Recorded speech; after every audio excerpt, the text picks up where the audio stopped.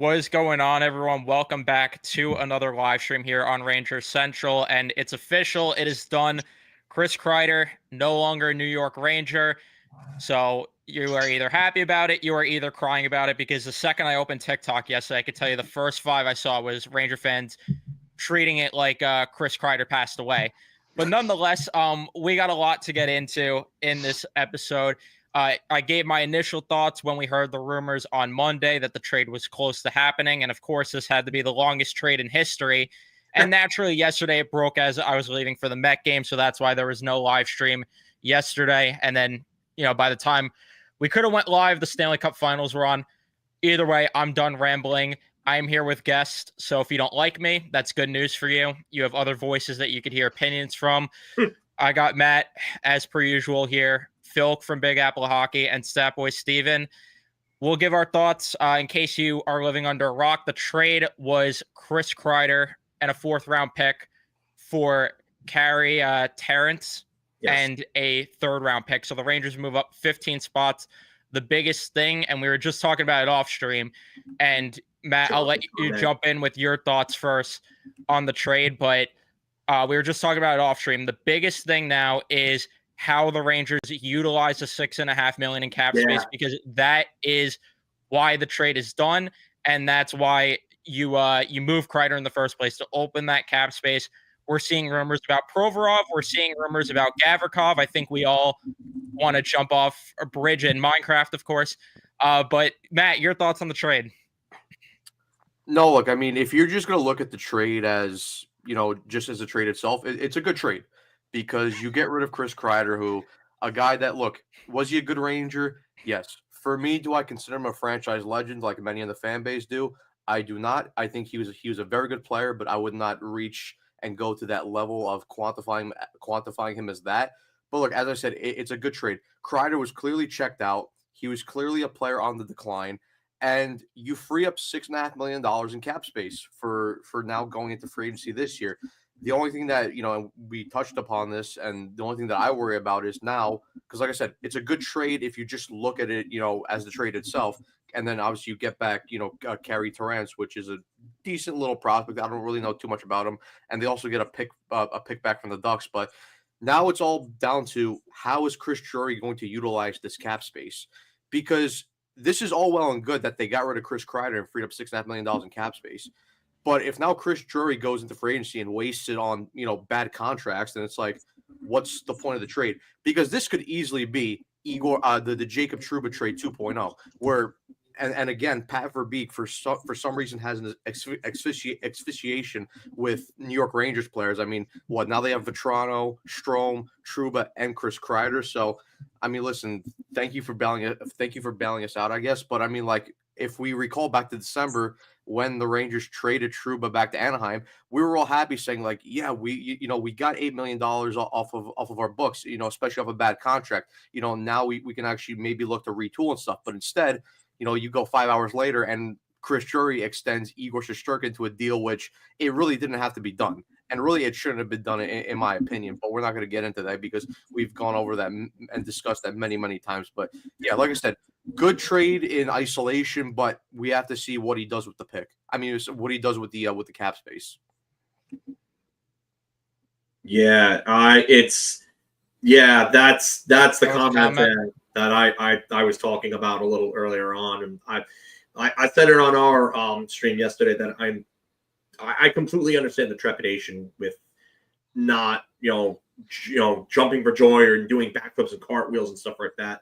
To talk about Dave's comment, there's a report today that Sam Bennett is closing in on an 8x8 with Florida, so I don't think he's going to leave. So I do think that it's a good trade for the Rangers. They get a decent prospect back. I'm not going to sit here and tell you that I know a ton about Terrence. I went back and watched some footage on him and did some reading and reports on him. He seems like he's going to be a depth player, but you get a depth player and you move up 15 spots in the draft to get rid of Kreider. You're not paying $6.5 million for him anymore. I will say this: he is a bounce back candidate because I think he's going to come back this upcoming season, and he's going to be pissed off, and he's going to be motivated. And if he stays healthy, I think he fits in with the Ducks in the style that they want to play. They want to play an up-tempo game. They need help on that first power play unit. They don't score a lot of goals. Chris Kreider's 22 goals in only 68 games would still lead Anaheim last year. And I think he could bounce back to be a 30, 20, 50 player. I do. So I think that they're going to get a good player. I wish that he would have had a better year and he wouldn't have been checked out as much as he was, because the return would have been a little better for the Rangers. But I'll tell you right now, I do like this trade for both sides. And I wonder how a certain someone is feeling, because when I came across this person probably about close to 15 years ago on a message board, his user handle had something to do with Chris Kreider. And I remember one of the first times I interacted with him, we kind of went at it a little bit. So let's see how Staff Boy Steven over there is doing. Oh, jeez. Yeah, so on that forum where we met, has it been 15 years, Phil? Jesus. Close to it. I think it was like 2010, 2011, somewhere. Yeah, yeah. My username, and this was kind of like a reference to a movie that was popular at the time, was Amazing Kreiderman, and I've been that ever since. So, look, the Chris Kreider trade, it makes sense. From a Ranger standpoint, you want to change the dynamic in the locker room, and Chris Kreider and Keandre Miller are the ones that are most easily moved. You know, Panarin and Zibanejad have a full no-move clause. So does JT Miller, even though he's not going to go anywhere. Trocheck has a full no trade. Adam Fox has a no move clause kicking in. Who else of the significant players could you move to change the dynamic in the locker room? My only issue with the trade is that we didn't make it a year earlier. You know, it's unfortunate that to me the Chris Drury trades fall into two categories. He always trades them out west, and he always trades them a year too late. Mm-hmm. So you're not getting the value you should have gotten for Kakko, Trouba, and now Kreider. And I forget who it was earlier, but thanks for referencing my tweet. In 2021, instead of signing Buchnevich to a $5.5 million extension, Chris Drury traded him to St. Louis and then spent that cap space on Barclay Goodrow, Ryan Reeves, Patrick Nemeth, and Sammy Blais. Last year, he traded away $8 million in Jacob Trouba without retention, only to use that cap space on Will Borgen, Carson Soucy, and Urho Vakanainen. So the success of this trade cannot be evaluated until we know what that cap space is going to be spent on. This is not a trade that can be looked at in a vacuum. If this was a one-for-one trade where you get a player back that also makes $6.5 million, yes, that's a trade you can look at in a vacuum. But now we simply don't know how to evaluate it because we don't know which third pair defenseman and fourth liners he's going to spend this on. So. Yeah, you just had to give me PTSD like Mark does when he brings up Dylan McElrath or Hugh Jessamine, didn't you? You had to do that. You had to do it. I'm so sorry, but look, Chris Drury. I'm not saying Chris Drury is a terrible general manager. I mean, they're far worse in the league. I think Yzerman and Pat Verbeek are pretty much bottom of the list in terms of their performance. But I'm not convinced that Chris Drury is going to use this cap space in a way that makes this team better. But I hope he surprises me and proves me wrong. Yeah, that's the thing. Like, I know Carson, can you stop? I know we joke about this, but this is the thing. Like, they're linked to guys like Provorov already or Gavrikov to potentially give him $8 million. And it's like, if that's how you're weaponizing your cap space, then, like, sure, Gavrikov, I like the player, but that's a contract that's not going to age well. And Provorov, I straight up just don't like the player at all. Yeah, so I think Provorov is actually a decent fit. I mean, if you want a guy that's mobile, can move the puck, and is okay defensively to play with Fox, He's played big minutes before and can handle it. But I don't know if I trust him on a big deal either. Yeah, so Phil, I would rather extend Keandre Miller than sign Ivan Provorov. I'm with you on Because I that. don't know about that. I'm with you on because that. well, I preferably I wouldn't do either of them, but Gavrikov, I know giving him a 7-year deal takes him to I think 35 or 36. So the latter half of that contract is going to be ugly. But looking at the team right now, whether we like it or not, they are in win now mode. Their window is open Yeah. maybe for another 3 years. So Yeah. if Drury is going to make a move and sign Gavrikov for 7 years at $8 million a year, he's either going to win a cup and then nobody cares, or they're not going to win a cup. Drury's going to be gone, and it's going to be the next general manager's problem anyway. Hold on. Let's play your game again, Steven, with the defenseman, with the rankings. Mm-hmm. Where do you actually put Vladislav Gavrikov on that scale, on a cup threat? On a cup contender, 3. 2 to 3. 3. 3 perfectly. I think 3 is the best spot for him. You can maybe get by with a 2. Like, here's the only thing that I've, to put a positive spin on it in any way, this is the one thing that I keep going back to if they did get Gavrikov, is this team reached the conference finals twice with Ryan Lindgren on the left side, and Gavrikov is far and away better despite what the contract is going to be. Exactly. Gavrikov is going to be the best defenseman Adam Fox will have played with, and vice versa. No, of course. I do agree with you, but the bar is low there. But the bar is low, Phil, but we have five third pair defensemen. No, I agree with you. I agree. I think the Keandre Miller is a 4 at best. Yes. And I think Gavrikov is also a 4 at best. Yeah. I think that he's not good enough to be the guy on that second pairing because he doesn't give you the points. Ideally, what you want to do is you want to have a guy that can put up points and move the puck well, and he complements him on your second pairing. You think of it. If he was so good, why isn't LA beating Edmonton? Because unfortunately they went up against McDavid, but no, but you can say that, but he got Drew Doughty with him, who's still really, really good at his age. Okay, so Phil, here's a question for you, right? 2 options. You sign Keandre Miller to a 2-year deal, taking him to UFA, which he wants. Okay, I can do that. Or you trade Miller for assets and sign Gavrikov instead. I would trade Miller. I'd rather trade Miller and sign Gavrikov, but gun to my head, I would rather not give Gavrikov a 7-year deal at $8 million. Yeah, but because even with the cap going up, it's still not worth it, and you got to worry about the last. I know, Phil. But I give you option A and B. You cannot then choose secret option C. That doesn't exist. Would you? Yeah, I know, but in would you rather sign Gavrikov for 7 years or commit to Keandre Miller for only 2 that takes him to UFA status? Because here's the thing with Keandre Miller. I'd rather get the assets. Honestly, I'd rather get the assets. That really is what it comes down aside to. from the fact that Miller is not the type of defenseman that you win with anyway. He's not.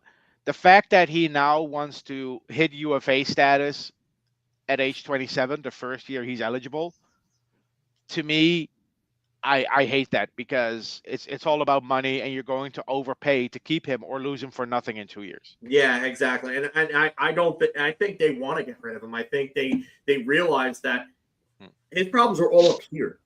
Like anybody who actually plays the position and understands the little things you have to do at the position and the way that you have to process and execute plays, they understand that this guy is just not cut out for a bigger role. He's not. This is not a guy that's going to be a number 2. This is not a guy that's going to be a number 1. I mean, he's probably a good 3. And if somehow everything came together, then maybe he's a 2. Yeah. But do you really want to take the risk? No. And Phil, at his best, Keandre Miller is a first pair defenseman. But it's only 5 games out of the year that he plays that way? He's peaks and valleys. Like Okay, when I look at his career, so I have a question for you, and this is kind of an experiment I did yesterday on the Twitter space. Do you remember that game where Keandre Miller gave up a goal in the final minute that lost us the game? which game are you talking about?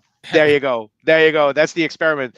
Because if the answer is which game are you talking about, that's a problem. If there's more than one game where this happened with a defenseman that supposedly is going to play with Adam Fox, according to some fans, that Yeah, can happen. That I'm cannot not. happen. The That cannot charts are happen. not. Yeah, the charts are very deceptive. Yeah, analytics are not independent. They don't work that way. I mean, the one against Dallas, the one against Ottawa. I mean, Yeah. the last 4 games of that Tampa series in 2022. I mean, listen, he started off great in his rookie year. His second half of his rookie year hit a wall. Comes back 2021-22, and it looks like crap for the first half of the season. And then the second half of the season into the playoffs, you're like, wow, maybe this guy is taking the next step. And then he comes back the next season and he plays like crap. And then all of a sudden he starts going off offensively in the second half, gets 40 points. Next year, but also that 22-23 season, we had the spitting incident with Doughty. Yeah. The following year, he needed time away from the team because his girlfriend broke up with him. That's not shit you want to deal with a guy that's going to ask for $7 million a year. I'm sorry. Yeah, Oh no, God. Yeah, don't highlight that one. Don't highlight that one. Honestly, the only reason I think that people are even arguing at this rate to keep Keandre is because the rest of the decor is so trash. Like, I get the argument about how if Soucy's here next year, why are you getting rid of Miller before Soucy? Soucy has to go, and I think he will go. Like, he has to, yeah. Yeah, he has to go. He's worse than anything I've seen probably since Nemeth, and that's saying a lot. Yeah, which I'm glad they traded a third just to now move him in a salary dump. No, Miller isn't terrible. It's just he's not going to figure it out here. If he figures it out, he does it on a team in a market where there's far less exposure, where there's a lot less spotlight on him. Like, I don't know if he does. It's not a guarantee, but he ain't doing it in New York. I'll tell you that right now. Yeah, and with Keandre Miller, I also get the feeling that he's in New York for the spotlight first and hockey second. He just doesn't have his priorities straight. Have you ever seen him like after a heartbreaking loss? Does it look like he cares? You know what? All right. To be fair, in his defense, he's not a lot of guy that shows a ton of emotion. Like Capo Caco was another one that didn't show a ton of emotion. Like when he scored his first goal, like you didn't think that he scored his first goal. It looked like the monkey was off of his back. Like and it was kind of in a way. But I can't say that, and I'm not gonna sit there and and say that Keandre Miller is doing or he's there for a spotlight or anything like that. That's conjecture, and I can't do that in good faith. But he's 25 years old now, right? The one thing we can all agree on is that we should no longer talk to him about a prospect. It's not about upside anymore. You're 25 years old. You're turning 26 in January. At this stage of your career, you are what you are. Yep. I think I'm with that. I'm with you on. Like he's still making the same mistakes that he made in year one, and I don't want to hear about him growing up as a forward. He hasn't played forward in almost a decade. Over a decade. He was 15, so it's been over a decade. Yeah, he played full defense for the NTDP, I think, and then in college. The whole he used to play forward thing is nonsense, because Zach Jones played center until he was 15, and we never talk about that. So, Evan, there's a good comment in there from Josh. This? Yeah. What do you guys think on this? Borgen, maybe. Borgen, I'm hopeful for that he elevates his game under Sullivan. Listen. For me, I'm not sure, especially if freaking David Quinn's going to be the one who's going to be coaching and running the defense, because that's a whole nother separate issue. And I mean, with the whole Keandre thing, right? It's like if the whole rumors are true that he wants to, get to free agency at 27 and wants to cash on a check, listen, I don't have a problem with that from a personal perspective, because at the end of the day, as a professional athlete, you go get your money, you go get paid. That's your thing. I fully respect that. But from a Rangers perspective, I cannot sign him to a bridge deal to wait till he wants to hit free agency, because one, he's not going to take the next development step, especially if, like I said, if David Quinn's running the defense. Because what the fuck is David Quinn going to teach Keandre Miller about? I have a question about that, though. Is it confirmed that Quinn is running the defense, or is it Sacco? There's rumors that, Vince, I think, said that Quinn is going to be running the defense. Yeah, and let's Where is the gif of the guy from Mad TV walking up to the wall and putting his head through it? Because that's literally what I'm. But let's remember that the only reason the defense was good in Quinn's final years because Jacques Martin was running it. Yeah. And that's who they should have brought back. That's what I said. I He literally works said with when Sullivan. they hired. Oh my god.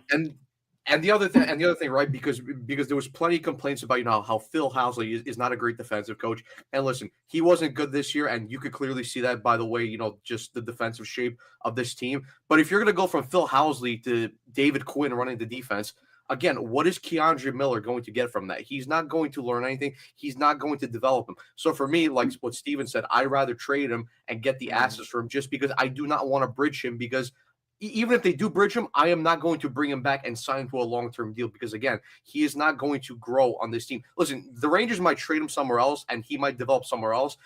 That's cool, but we've seen that with many other players where they leave here and then they're able to find their next footing in their the other organization that they end up going to. And it happens the other way around too, Matt. Like Anton Strawman. Do you think people in Toronto are upset that Anton Strawman turned into a top 4 defenseman in New York after they gave up on him? No. Because just because Anton Strawman became a top 4 defenseman in New York doesn't mean he would have become that with his previous teams. And to your point about Miller, go for the money. You're a professional athlete. You have to earn a lifetime worth of salary in a decade, and for most players less than that. I just don't want my team to be the one to deal with it. That's all. Like, as a Ranger fan, I don't want to go through this situation where 2 years from now, we either are in a cup run and lose him for nothing, or we trade him at the deadline for less than what we can get for him now. Yeah, that's all. I really do think you have to move him. Sorry, Evan. Yeah, I was just going to say, like, the only argument I get is because of just, like, how poor the D market is, but, like, you have people saying Zach Jones to put him in the top 4, and then someone said bring back the Han. You're just adding to what you have at that point. This team has too many third pair defensemen. That's the bigger issue here. Yeah, I need someone on the left side who's better than Vakanainen. I don't know why he got that extension either. Oh, like, yeah. All right, so I get why they gave Borgen that deal, and it's strictly PR because they wanted to compensate for dealing Kakko away in that stupid deal. They wanted to look like, oh, we got this great defenseman in return. Amazing. We're going to lock him up long term so we can look like we clearly didn't lose this trade and get taken to the fucking woodshed. It's like when your daughter is selling Girl Scout cookies and you buy like 40 boxes to make her look good. Yeah, exactly. Pretty much. And then the Vakanainen deal made no sense. If this guy was an ice cream flavor, he'd be the NHL's Vanilla Bean. Like, he's just there. He's not good. He's big, but he doesn't use his size. His skating isn't all that good. He has the defensive awareness of a fucking brick. Like, this guy's not good. If a player is referred to as former first-round pick, he sucks. Yeah. And he was scratched. He was scratched in Anaheim before coming here too. So it's not like he was playing every night for them. There were nights he was scratched in Anaheim. Yeah. But look, the value in the Trouba trade wasn't Vakanainen. It wasn't the 4th-round pick. It was the $8 million in cap space. At the time, not anymore. I never understood that deal. And then, like, I tried to be, like, positive on Susie. I knew like he was struggling, and I thought, But he was struggling in Vancouver too. It's No, not I like know, I knew it's he was yeah. struggling there. I mean, But, it's like, not. This isn't like Martin St. Louis in 2014, where he needed a couple of weeks to adjust to a new team. Carson Soucy's been shit for years. Yeah, I mean, I was hoping maybe they could get the Minnesota Carson Soucy at some point. I just Yeah, you're like 5 years too late for that. Yeah, way too optimistic there. But I mean, listen, that guy's got to go. Like you said, too many third pairing defensemen. It reminds me of the late '90s, early 2000s Rangers. Like they could not address defense properly back then.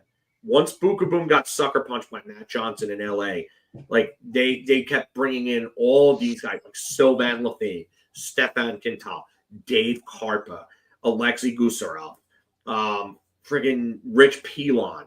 It's just Igor Ulanov. Like all these other guys, like just they bring these guys in and they don't do anything for them because they're taking scrap heap pieces and hoping that they work next to a guy like Leach, but now in this case Fox.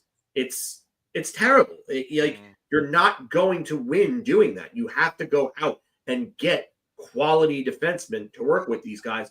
Otherwise, you're going to be in the same fucking position that you were before. Do you know that meme of this like luxury sports car next to like this shitty house? Yeah. Yeah, Adam Fox is a sports car. The house is the rest of the decor. Yeah. Oh, absolutely. I just want to address this comment because it ties in with everything. Does it have to be a trade for a left shot defenseman because we don't want to overpay Gavrikov or Provorov? Yeah, I think you got to find someone on the trade market. Power's name has been out there. Byram has been out there. I would take a look there. And you know what? I wouldn't even mind Byram if depending on the price because I know that he's going to put up points. I know that he's going to be good on the power play and he's going to put up points. Problem is that is he going to take that power play spot over Fox? Likely not. Hopefully they'll actually have 2 units next year. That would be nice to see for once. The only 2 units in New York? Nah. The only thing with Byram, and listen, I like Byram. I think he's a solid defenseman. And listen, he's more of a point getter than he is overall solid defensively. And like I said, the only thing with Byram is because with the whole thing, if looking around and maybe getting Gavrikov or maybe getting Provorov, the whole thing and the reason why the Rangers got rid of Ryan Lindgren was to get a solid defensive partner next to Adam Fox. The only thing with Byram is like with Adam Fox, because we know he puts up the points, we know he's solid defensively, but he needs that solid shutdown guy next to him, like we see with Kel McCarr and then Devon Taves next to him in Colorado. And the thing, like for me, it's like, and me and Evan have talked about this before, like with Byram, I like Byram, but for me, Byram would be a solid second pair defenseman, ideally the replacement for Keandre Miller. But still, the Rangers need a shutdown number 1 guy next to Adam Fox to still get the best out of him. And I would try to go for Power at that point.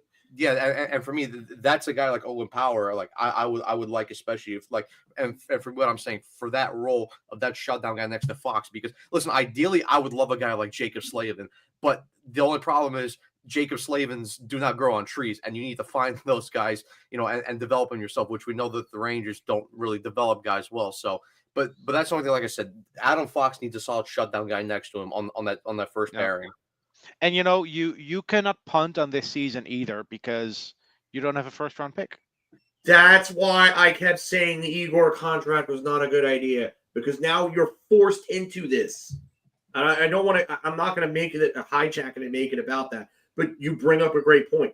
You have a 3, maybe 4-year window if you're lucky. Mm-hmm. You have to be aggressive and go get moves now. Yep. Like you're locked into it. This is, as much as I hate this phrase, this is cup or bust for the Rangers in the next 3 years.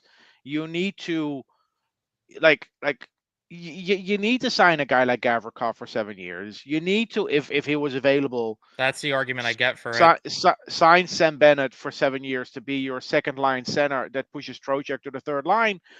I don't want it because that contract is going to age poorly. But Drury has pushed his team into a situation where that's the only way now. we can, because who are we trading to get this first pair left defenseman? Who are we trading? I mean, it could be Lafreniere, it could be Miller, could be just a change of scenery type move, hockey trade. I mean, there are things that we don't know about. I mean, do they move Gabe? I mean, I don't know. There's a lot of different things. I mean, I brought up ad nauseum that I would not be against moving Gabe because I don't know how he's going to be in Sullivan's system. And if you truly are trying to win now, I don't want them to do what they did with guys like Kaka, what they did with Lafreniere and all these other guys, and wait for these guys to have diminished value. I would rather go in, and if you could move a guy like Perot to help you get a Rossi, to help you get a guy like Jason Robertson, to help you get one of these RFAs, Gabe Velarde even maybe, I would go for it. I would move mountains to get any of those guys, and no one's safe. Like, I know people don't want to move Will Cooley for a guy like Robertson. I would prefer not to, but if you have to do it, I'm doing it because you are forced in the situation, like Phil said, to go all in right now. This is just where they're at. And if you're talking about a Lafreniere trade to Buffalo, I know Peterka is a name that's come up at the deadline. I don't know what the situation is there, but if you trade Lafreniere straight up for Peterka, that's a nice change in the locker room. You know, you change up something. Doesn't really move the needle because you still have a shit defense. Like I think that's a little more of a message sending move.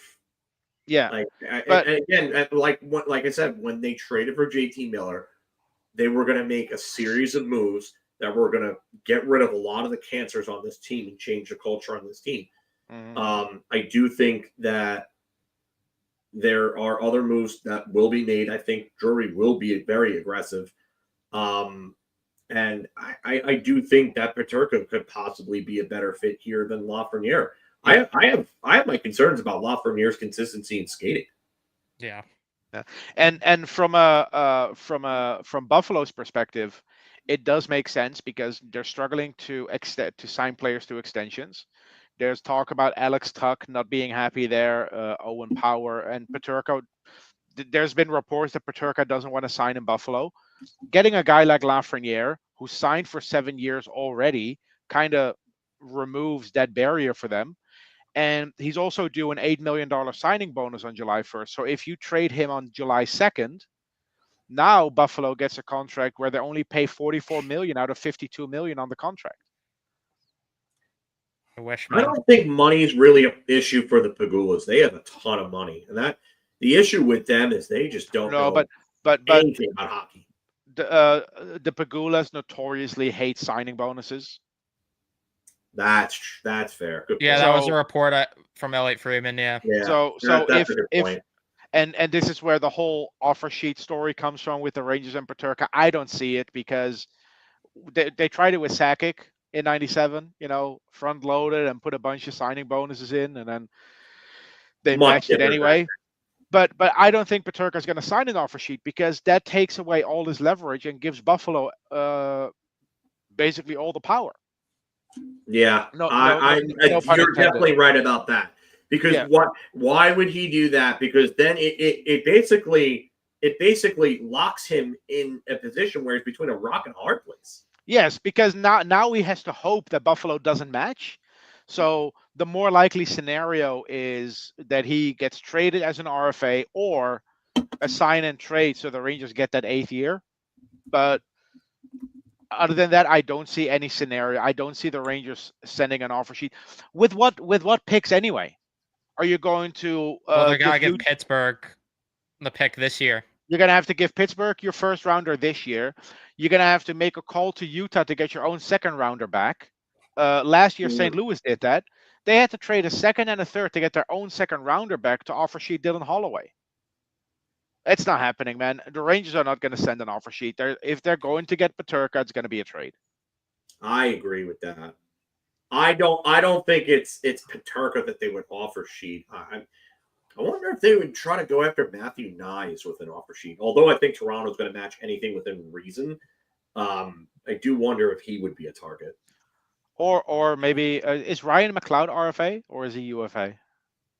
I think he's an RFA. He's an He's an RFA. Yeah, RFA. he's not. He's definitely not a UFA yet. I think Yeah. he's got a couple of years until he hits that. So Which we got him last year.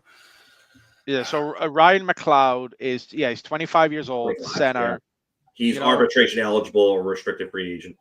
Yeah, that wouldn't be the craziest scenario where the Rangers send an offer sheet for Ryan McLeod. I would not be surprised if they make a push for Natchez either.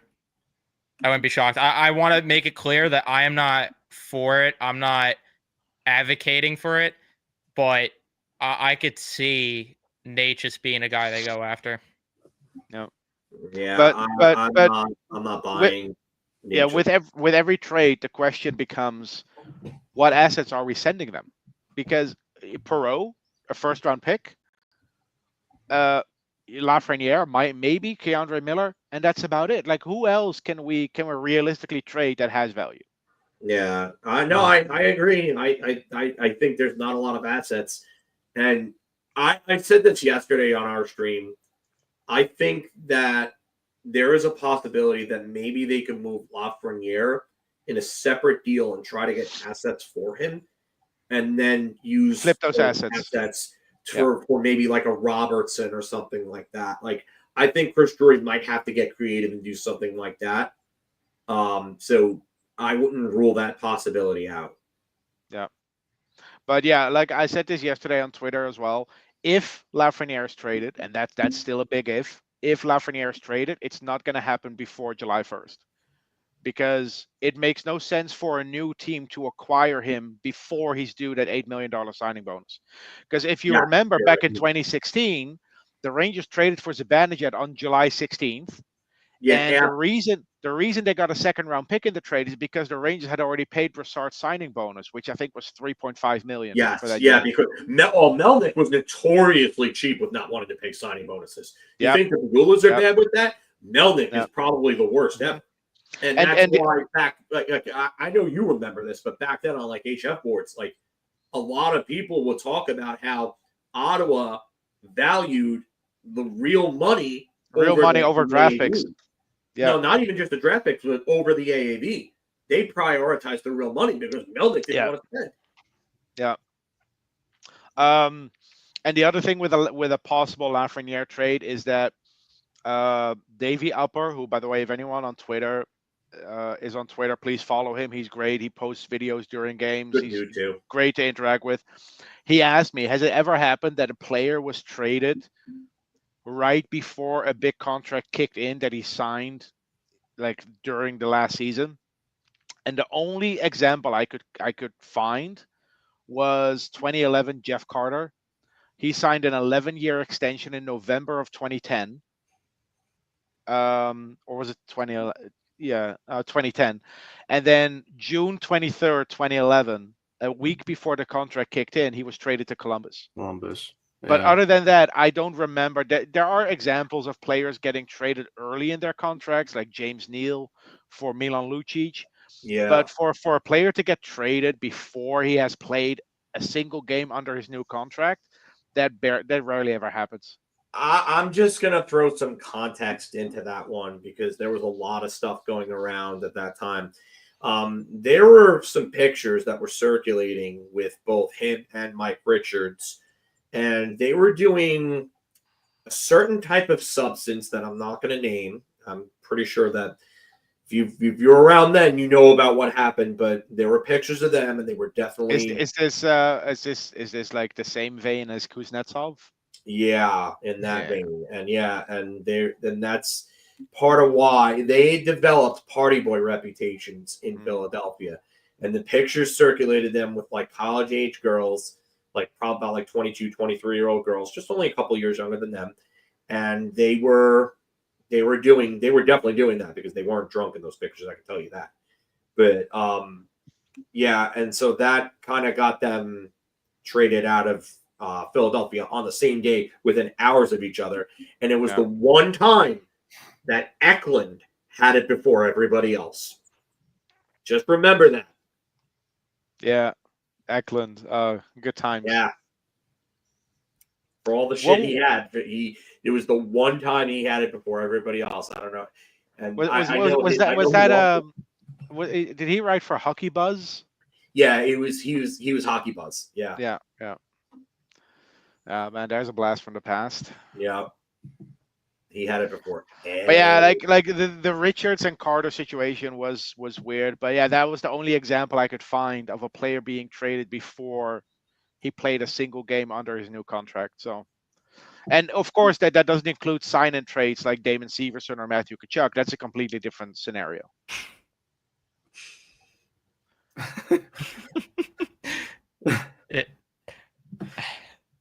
Green show his comment. Yeah, I'd see that. Yeah. I wanted to address this comment actually. Would you guys entertain trading Schneider? I could give my answer off the rip because I've been consistent with this answer. You've blocked him so much on the depth chart that yes, because he's not playing first pair minutes over Fox, obviously, and you locked up Borgen to be the second pair guy. And ideally, I would prefer Borgen to be the third pair guy. I view Schneider as a third pair guy also. So that's where it's like one of Borgen or Schneider has to get moved. I'd prefer for it to be Borgen, but they're not going to move him after just extending him. Plus, he got trade protection, which he has a full no trade clause. Yeah, awesome. I'm glad. So in terms Louis of Schneider, tweeted, sorry to cut you off, but Louis tweeted the other day, and it's just so true. It's like, why is it that NHL GMs hand out these no trade clauses like candy, but in the NBA there's like 2 in total? It's just so ridiculous. That's been going on for years, though. It's ridiculous. Stupid. Yeah. So in terms of Schneider, I know that there were rumors that Buffalo really wanted him, so maybe there's something there.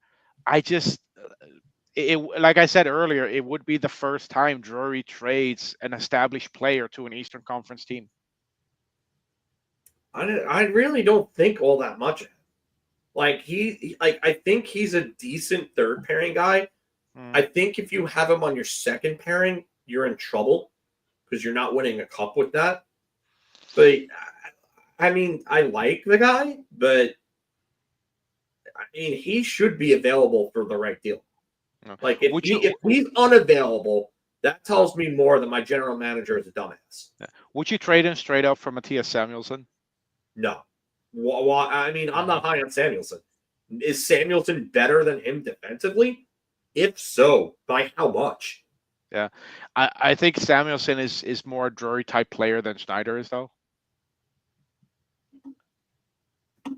At double the cap hit for marginally better defense? Yeah. If that's the case. I'd rather move Schneider to the left because I still remember how good he was being paired with Trouba last season, playing on the left side. I'm surprised they haven't explored that a little more.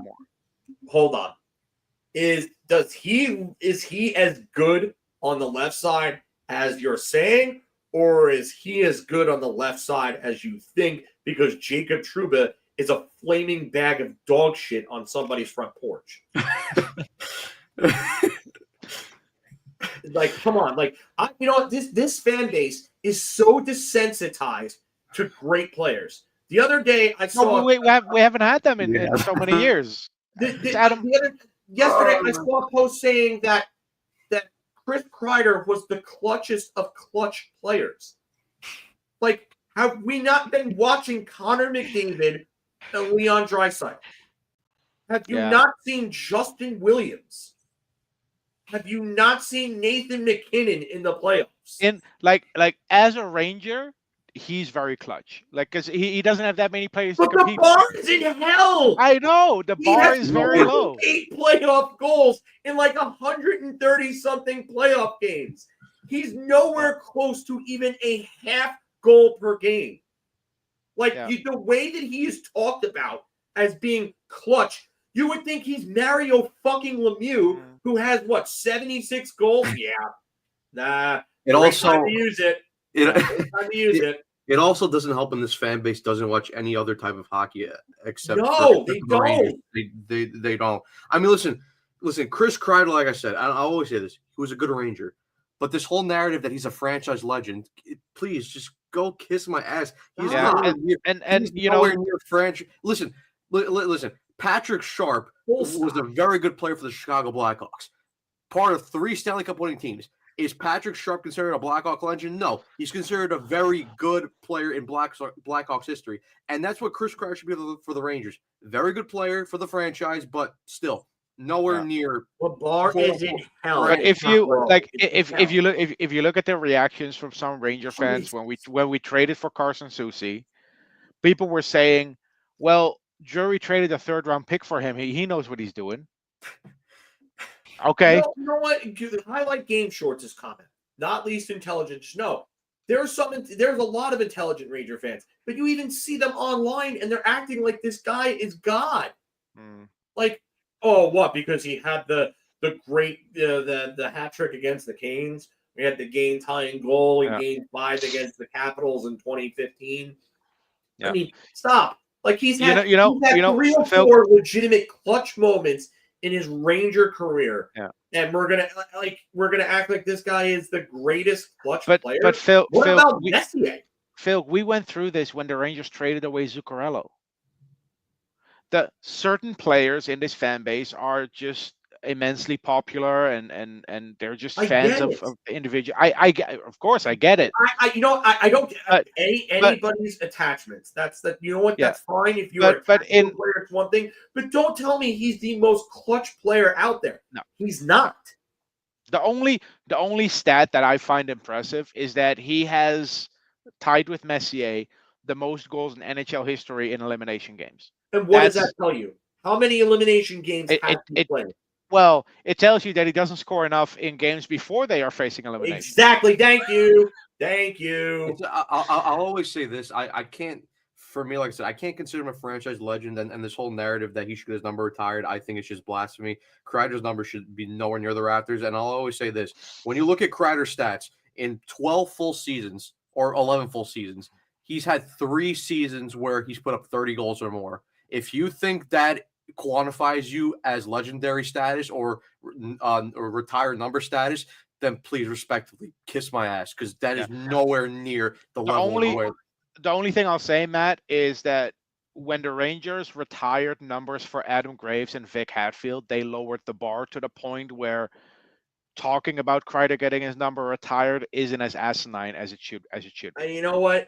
I do agree with you there. Hadfield should have never had his number retired. I'm sorry. He never won a cup, not in the Hall of Fame. Nope. The only reason his number is up he there is wasn't because even big in the community like Graves was. I understand it with Graves because of what he meant to New York in general. The only reason Hadfield had his number retired is because they retired Rattel's number the year before. And then they were like, well, let's put Hadfield up there too. It, though. Rattel deserved it. Rattel should have had his number retired ahead of at least 9 other players up there. Yeah. But now Rattel was in and Gilbert was in since like 1935. Now Hadfield's number goes up there because then the gag line is up in the rafters, which is fine, whatever, if you want to cheapen the whole meaning of retiring numbers. And Adam Graves. I like this Johnny Red comment because this is really it for me. Yeah, Adam Graves to me is in terms of performance the same as Chris Kreider, with the only difference that he was part of a cup winning team. And I know he does all this work in the community, then hang his banner in the community. Sorry, Adam Graves should not have his number retired at the Garden. That's my opinion. Okay, I mean, listen, I can see the argument for not having Adam Graves' number retired. I understand it, and I get that he meant a lot to this team and the community. That's why he's up there. I'll tell you that right now. But I do agree. You know, numbers wise, it's not good. No, it's not good. I said. Oh, someone actually sent this to me on Twitter a couple of days ago. In their Ranger tenures, Chris Kreider and Adam Graves have identical numbers over an 82-game average. Yeah, it's 30, 24, 54. I know the tweet you're talking about. Yeah, it's 24 goals, 30 assists. No, it's 30 goals, 24 assists. Or 30, 24. Yeah, either way. It's identical. So, yeah, like here's the thing. If Adam Graves can have his number retired, then it's not crazy to talk about Kreider getting the same. New York. I love that comment. It's true though. I mean, that's the other thing where it's like, that's why I don't care that he got moved, and that's why, like, I don't think it's something to be emotional about. He quit on the team last year, and I get that he played with injuries, but now, because I saw the quote from him yesterday, now he wants to say to the media, "Oh, well, I probably shouldn't have played through the injuries last year." So why did you? Yeah, listen, I've been saying this for years, and people have called me soft, and people have called me not a real hockey fan because in hockey, players play through injury. I think it's ridiculous that you play through an injury if the injury affects your play enough that it's costing your team games. We saw it with Lindgren last year. Truba. True. We saw it with, but Lindgren Truba last year. twice. Truba 22, twice. 23. But and then last year, 23, 24 when he came back. But And Phil, last year, game. Ryan Lindgren came back with a fishbowl, and my first response was, "So he's not 100% healthy then." Shouldn't have been playing. And there was also no reason to break up the defensive core. That was, what was it, 14, 1-3 or something? Yep, I said that too. So and people can come at me and people can throw in my face that this is hockey culture. Yeah, hockey culture is fucking stupid if this is hockey culture. I'm sorry. I've played rugby when I was younger. Rugby had the same issue where it was considered brave to play through injuries. And about 10 years ago, rugby as a whole globally went through this whole change where it became about player safety first. And no one calls rugby players soft for not playing through an injury or for leaving the game with a concussion or not staying on the pitch with it when your dislocated shoulder is popped back into its place. Hockey culture should not it's bad enough that we've normalized playing through injury, but now we're actively celebrating it. It's ridiculous. And this comment is true. Like, there's a difference between playing hurt and playing injured. Yes, and look, there's also a difference between a game in October and a game in May. Like, if you were in the playoffs, go for it. Seriously, like, play through an injury. That happens in every sport. You're going to push to the limit. But if your team is 14-1-3 in the middle of November, there's absolutely no reason for you to come back in the lineup unless you're 100% healthy. Yeah, and I honestly, I think this goes back to, and I know that not a lot of people here are going to know about this, but Willis Reed, because that moment gets romanticized so much when it comes to talking about playing through injury culture and stuff like that. And it's across sports. It's not just hockey. I think it's the worst with hockey because hockey players want to be known as warriors, but Willis Reed kind of set a standard by coming back into that game with what was clearly a torn ACL. His knee was done. It was shot. He couldn't do any more damage, and that really lifted the Knicks to win their second championship. But it's you can't glorifying that is not good. It's no good for anybody. We've seen Jacob Trouba submarine this team twice. Ryan Lindgren came back and submarined them last year. It's just goodbye. Who was the guy on the Bruins a couple of years ago that finished a shift even though he broke his leg? Gregory Campbell. That was a while ago, actually. Gregory Campbell, it was maybe a decade ago, but Gregory Campbell broke his leg, finished his shift, and everyone's like, "Oh, hockey players are so tough." Yeah, he's a fucking idiot. He should have gone to the bench. And then around the same time, there was who was it that had a heart attack on the bench? Rich Peverly. Rich Peverly, yeah. And they're like, "Oh, he's so tough. He wants to go out there on the ice." Yeah, he's a fucking idiot. He could have died. He could have died going back on the ice. He's a moron for wanting to go back on the ice.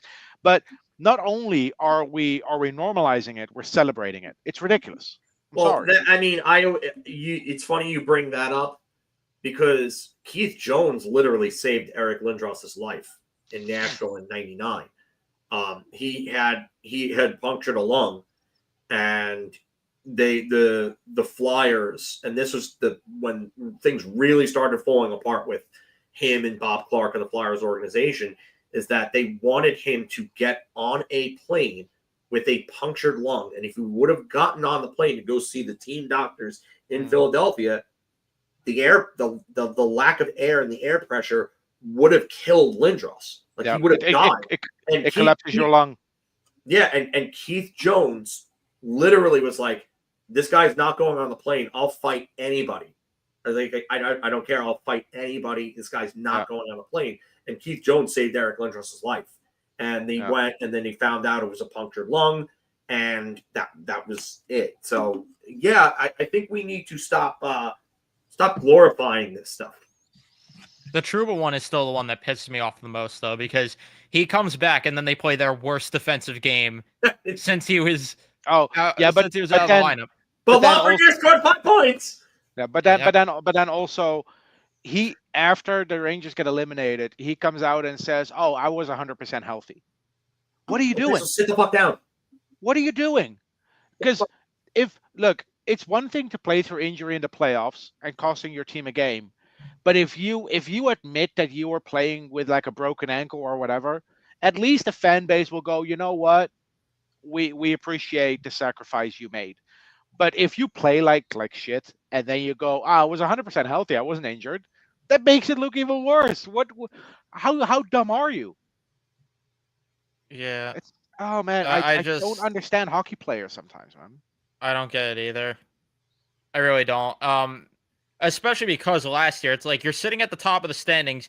You have an opportunity to go all in at the deadline if you sit on LTIR, and he just decides to rush back for no reason.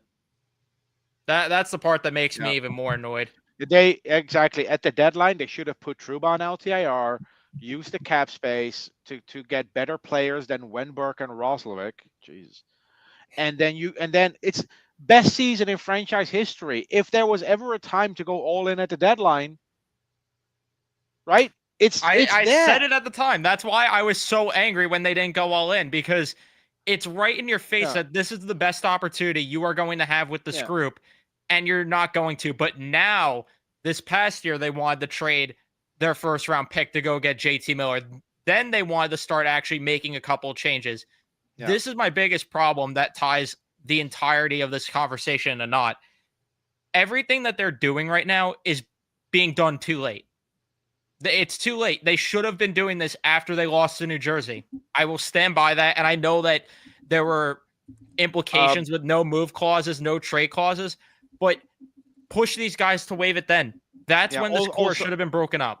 Also, the lack of use of LTIR in 2023 pissed me off too, because all they had to do was put Lindgren on LTIR, and then you could have played 6 defensemen. But now we had to do this whole rotating chairs bullshit on the blue line, play with 4 defensemen, and Braden Schneider was on the bench, but he couldn't go on the ice for a single shift because then it counts against the cap, and we were freeing up every penny to get Patrick Kane. Oh my God. Yeah, the thing that Kane were ridiculous. Just use LTIR. Like the Florida Panthers used LTIR to get Seth Jones, and now they get Matthew Tkachuk back. I don't care what fans of other teams say about it. If we use LTIR and we win a cup, I don't care. Every team that wins does it. We won a cup. Vegas won a cup that way. Tampa won a cup. They had Kucherov on LTIR the whole season. For an entire season. And then he came back for the playoffs. The first team, do you remember the first team to do this, Philk? The first team to use LTIR this way? The Blackhawks. The Blackhawks in 2015 with Patrick Kane. And they beat Tampa in the final. And the Tampa Bay Lightning talked to the league, and they proposed a change to address the LTIR loophole. And every other team voted against it except for the St. Louis Blues. So if people are blaming the Tampa Bay Lightning for using LTIR, blame your own team for voting against changing it. Unless you're a Blues fan. Yeah, I don't care. Teams use it, they're going to use it. Teams have used it. Rangers are dumb enough to not use it. That's on them. It's on Jordan. Yeah, and it's something that I was so mad about the past few years. The past 2 years, it's like the opportunities are, and especially more so last year, where it's like Trouba's out. You're playing better with him out. Just put him on LTIR. There is no reason to bring him back for 2 or 3 weeks left in the season. No reason. My biggest problem with that is that he comes out and he says that he's not 100% healthy. But he played like a complete dumbass. What? Because you're not healthy, that means that it's okay for you to go try and throw a massive body check on a penalty kill in overtime? Does your ankle being injured mean that you have to go full dumbass mode? Is that what it means? Matt, great shirt, by the way. Thank you. But is that what that means? Like you have to go make boneheaded plays that kids in Pee Wee don't make? Like this is stupid. So don't throw out there, oh, I wasn't healthy. It just shows that you're an even shittier captain than we thought. You're a terrible leader, and you deserve to be gone. And then you go and you submarine an entire offseason because I don't want to go anywhere, but I'm going to show up with massive pouty face. Oh, speaking of that offseason, Felk, if the story is true that Larry Brooks wrote about, that Jacob Trouba told teams not on his no trade list that he would refuse to report if he was traded, he should have been suspended without pay. They should have filed a grievance with the NHLPA and have the contract terminated. Yeah, absolutely. But Drury didn't do any of that. No, Chris Drury is the victim of his own indecisiveness. Yeah, you know what? That's a real good point. And one more thing. Now that Kreider is gone, this is 100% Chris Drury's team. Artemi Panarin is the only player currently on the team with a contract that was handed out by Jeff Gorton. Everyone else was either traded for, signed, or extended by Chris Drury. So this is all Chris Drury's team now. The excuses go out the door. This is no longer Jeff Gorton's team. Yeah. Nope. Well, he's at 4 years to build this team. This offseason is going to be make or break for him. Yeah, and that's why we're hearing the reports of them potentially offer sheeting and making some of these changes, but it's like when I hear them linked to guys like Provorov, it's just like it tells me the guy hasn't learned anything. No, DP's right. You're wrong about that, Steven. Will Cooley was a Davidson/Gordon pick. That was 2020. A pick, but who signed him to his contract? So he's on a bridge right now, I assume. Well, actually, the next contract he gets is going to be a Drury contract either way, regardless. He's coming off his ELC now.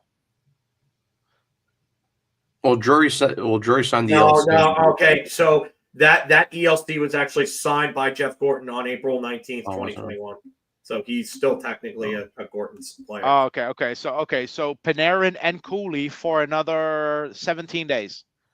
Cooley is a Gorton signing for another 17 days. Yeah, Panarin's the other one that was a Gorton signing. So everyone else, go look. We but to your original point, yes, it's just not to nitpick, but yes, this is a Drury team. But either way, the point stands that it's going to be a Drury team either way next year because whether Cooley's here or not, whoever they replace him with is nitpick.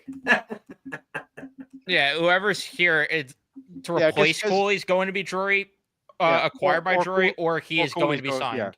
Yeah. Mika Zibanejad with his full no move clause until a week before the 2030 deadline, Drury contract. How dumb are you? You signed it for a no move clause for a week until the last season. Okay, still questionable, but okay. A week before the trade deadline of his very last season. Yes. What were you smoking? Because I want some of that. And also, Philk, I know I don't see Mika Zibanejad waiving his no move clause because of the situation at home. This was the comment here that I was going to pull up, Okay, so I will explain why it's not going to happen. His wife, Irma Helen, she's a former Swedish soccer player, played for the national team. She works for Swedish television. She does the broadcast for like the Swedish national team. She flies to Sweden, I think, twice a month. Aside from Boston, can you name a market where you can get a direct flight to Stockholm as easily as you can get from New York City? The reason it's not going to happen is because let's say let's say he waives his no move clause to go to Nashville, and then subjects his wife to connect in Reykjavik twice a month. That marriage is going down the drain right away. It's not going to happen. He's not going to waive his no move clause because New York is the best location to live if you regularly want to. O'Hare might in Chicago. Yeah, O'Hare maybe, but does Zibanejad want to go to Chicago? Miami maybe. LA. LA. But even then, like LA to Stockholm, that's like a 10-hour flight instead of a 7-hour flight. You know, New York is the best possible place to be for Zibanejad's family. And he's already said you know what if we trade him to the Islanders, he's closer to JFK, so that might actually work. Okay, here's the other side to it. So he's obviously the breadwinner in the family, right? We're not even going to try to debate this, right? There's no way his wife makes more than $8 million a year. No. So anyone who's ever worked in an environment where you go in and you walk on eggshells and you know that you're not wanted and there's obvious tension every day, he may want out at some point, especially if Drury starts pulling some of the shenanigans he's pulled with the other guys. He may. I'm not saying it's definite, but you can't discount that possibility. But my counter to that is there's already reports that he was the one that wanted Quinn back, which is ridiculous. And if he's apparently the one that wanted Quinn back, somebody please launch him out of a cannon into the sun. With that report, there was also a report that he's working with the Rangers or whatever to get help both physically and mentally to be right for next year. Okay, you know what? Fine. If you are that committed to turning your career around after these last 2 years and becoming a better player and being worth the $8.5 million that you're signed for, and you're going to dedicate yourself to that, and you're going to show up like a trooper, and you're going to be a good soldier. Okay, you know what? I'll give him a chance. And maybe he can rebound to being a point per game player. But the David Quinn thing, come on, man. Seriously? Are you fucking serious? But imagine how Lafreniere feels with Quinn coming back. Great. So I can watch him have like a 5-point game, and David Quinn could be like, "Hey, Sully, you should bench him. That penalty was pretty bad." Mm-hmm. Or have you ever heard the Ryan Spooner interview after he left the Rangers about David Quinn? Yes, where he said that we couldn't stick handle on 2-on-1s. David Quinn coaches like he's coaching out of a Hockey for Dummies book. The guy is a fucking moron. Yeah. And hold on.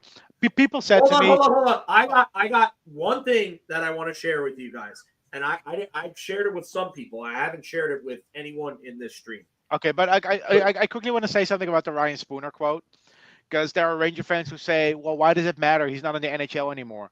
That doesn't invalidate his experience as a Ranger. Yes, and I've said that before too. But what I wanted to share was that one of my mutuals on Twitter sent me a screenshot, and he's friends with a former Ranger that played under Quinn, and he DM'd this former Ranger and showed the post. And this was back when it happened. Rangers have dismissed David Quinn. Post has learned assistants other than Ben Lair also let go by Drury. Search will begin. That was May 12th, 2021. And this player responded with the exact words, "Guy was a joke." Yeah. If the players don't buy in.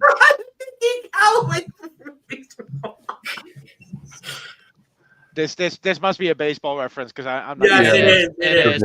Those two were complete clown shows of managers for the Mets. Okay. The fact though, like this is the thing, just not to like go back to what we were talking about with the bar being low and just with this fan base in general, but the fact that people are trying to justify and think that Quinn's all of a sudden going to be a good coach now because he's with Mike Sullivan. Did you not watch Pittsburgh last year and how shit they were defensively? Because David Quinn was running the defense. But Evan, this is what happens when you make someone the highest paid coach in NHL history. you are in a situation where you have to let them bring their own coaching staff, and Sullivan and Quinn, they go back to their BU days together with Drury. It's Nepotism. yeah, like I know nepotism is usually used for like people that for like family members and family relations, but this is also nepotism. The fact that you cannot coach the Rangers this season unless you went to college with Chris Drury is ridiculous. I know that he's brought back as an assistant, but the Rangers let him go after what 3 seasons. Three seasons. They bring him in 3 seasons. San Jose let him go after how long? Two, I think. 2 seasons. That's the thing. The Sharks let him go. The Sharks. Yeah. The Sharks. The worst team in the NHL over the last few years, outside of maybe the Chicago Blackhawks. Yeah. Let him go. Let him go. Phil. Again, I'm not. I don't care about him being an assistant.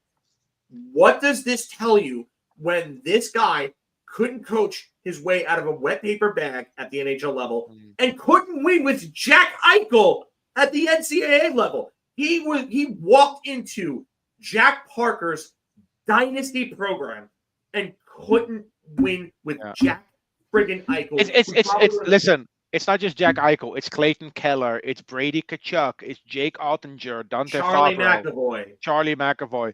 The most impressive win David Quinn ever had at Madison Square Garden was when he was coaching the Sharks. Yeah, I was at that game. Sorry, Matt. Sorry for bringing that up. Yeah, look, David. I don't understand what Sullivan sees in David Quinn, but they apparently like each other a lot. They're probably buddies, whatever. I don't know. Until Sullivan proves me otherwise, I'm expecting him to be out the door in 2027. I mean, I get it. Not even Al Arbor can get this team to a Stanley Cup. The only reason I think he maybe gets an extra year is just because he's boys with Drury. But it depends if Drury's here, of course. By then. That depends if Drury is here in 2 years, which I'm not so sure about either. I mean, if they miss next year, I think he's gone. This is what I'm saying. This off season for Drury is that's why he's getting desperate. This is going to define his legacy as a Rangers general manager this off season. And the worst thing you could have is a desperate general manager, because they're making these small short-term moves just to try to scrap together some success when really, when you look through history, that rarely works.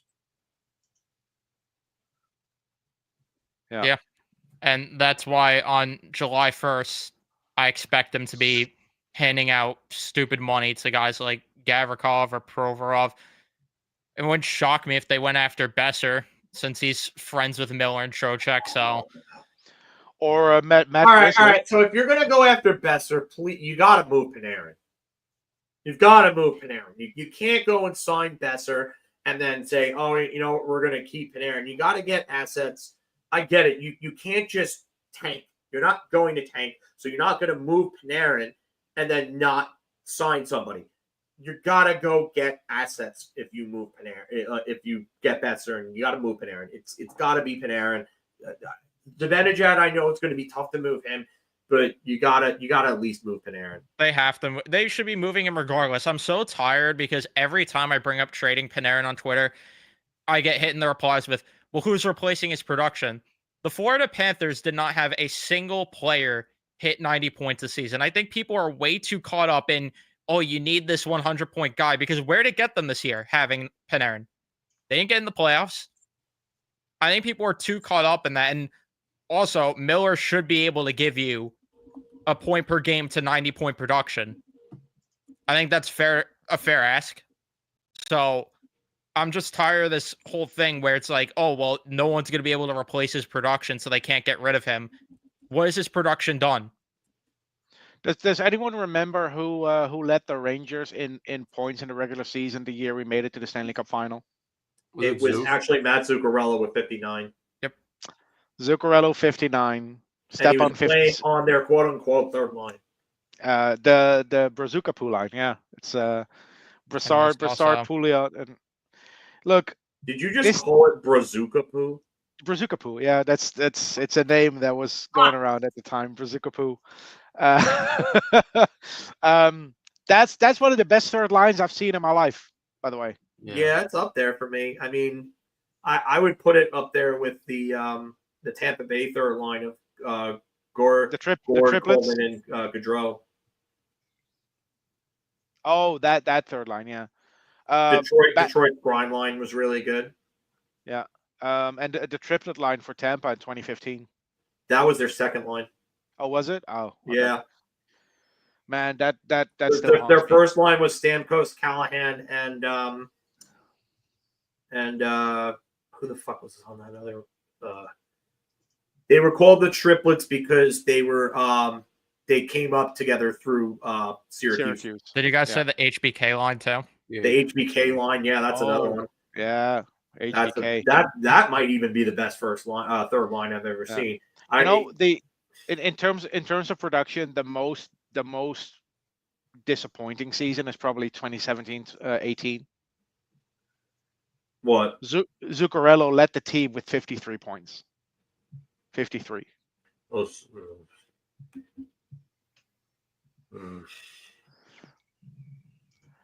And 2018-19, it was Zibanejad with 74, Kreider with 52, and that's it. Those are the only two players with 50 or more points. In 2019, yeah. Well, that's when Zibanejad went off in the second half of that season. That was really the start of Zibanejad because Quinn had the discussion about, I think before the start of that season, Quinn had a discussion with Zibanejad on how he needed to take his offseason regimens more seriously. And that's when everything, Yeah. I disagree with you on Provorov. I don't think he's not good. I don't think he's great. I think he's above average.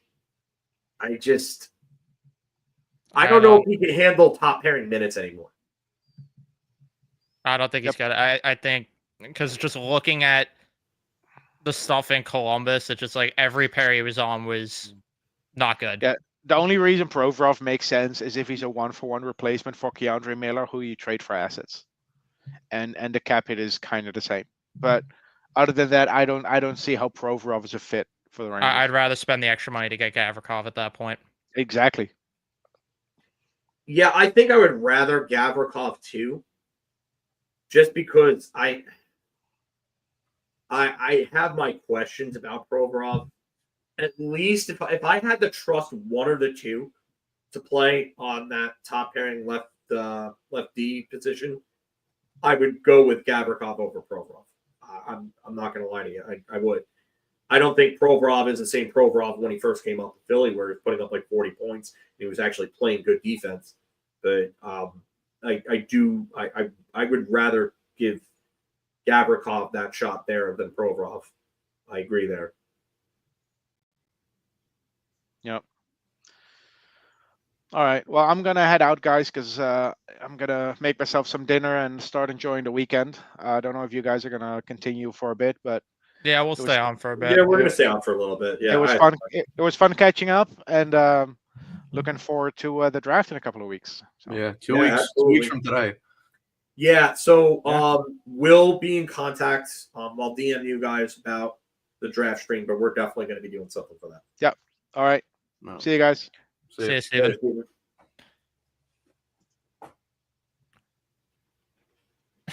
Provorov, isn't that a cheese? Yeah. Guy. But yeah, I don't know. Just if Higgins falls to the Rangers, absolutely, but he's not going to. Absolutely. He's not going to. He's not going to. No, I think teams are smarter than that, but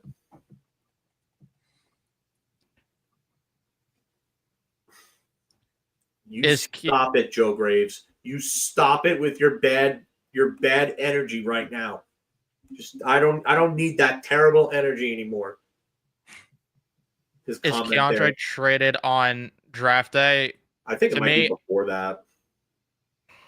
I'll say, yeah, I think before that too. I think at this point, which the Kreider trade happened, or I said next week it would happen, so it happened earlier than I thought.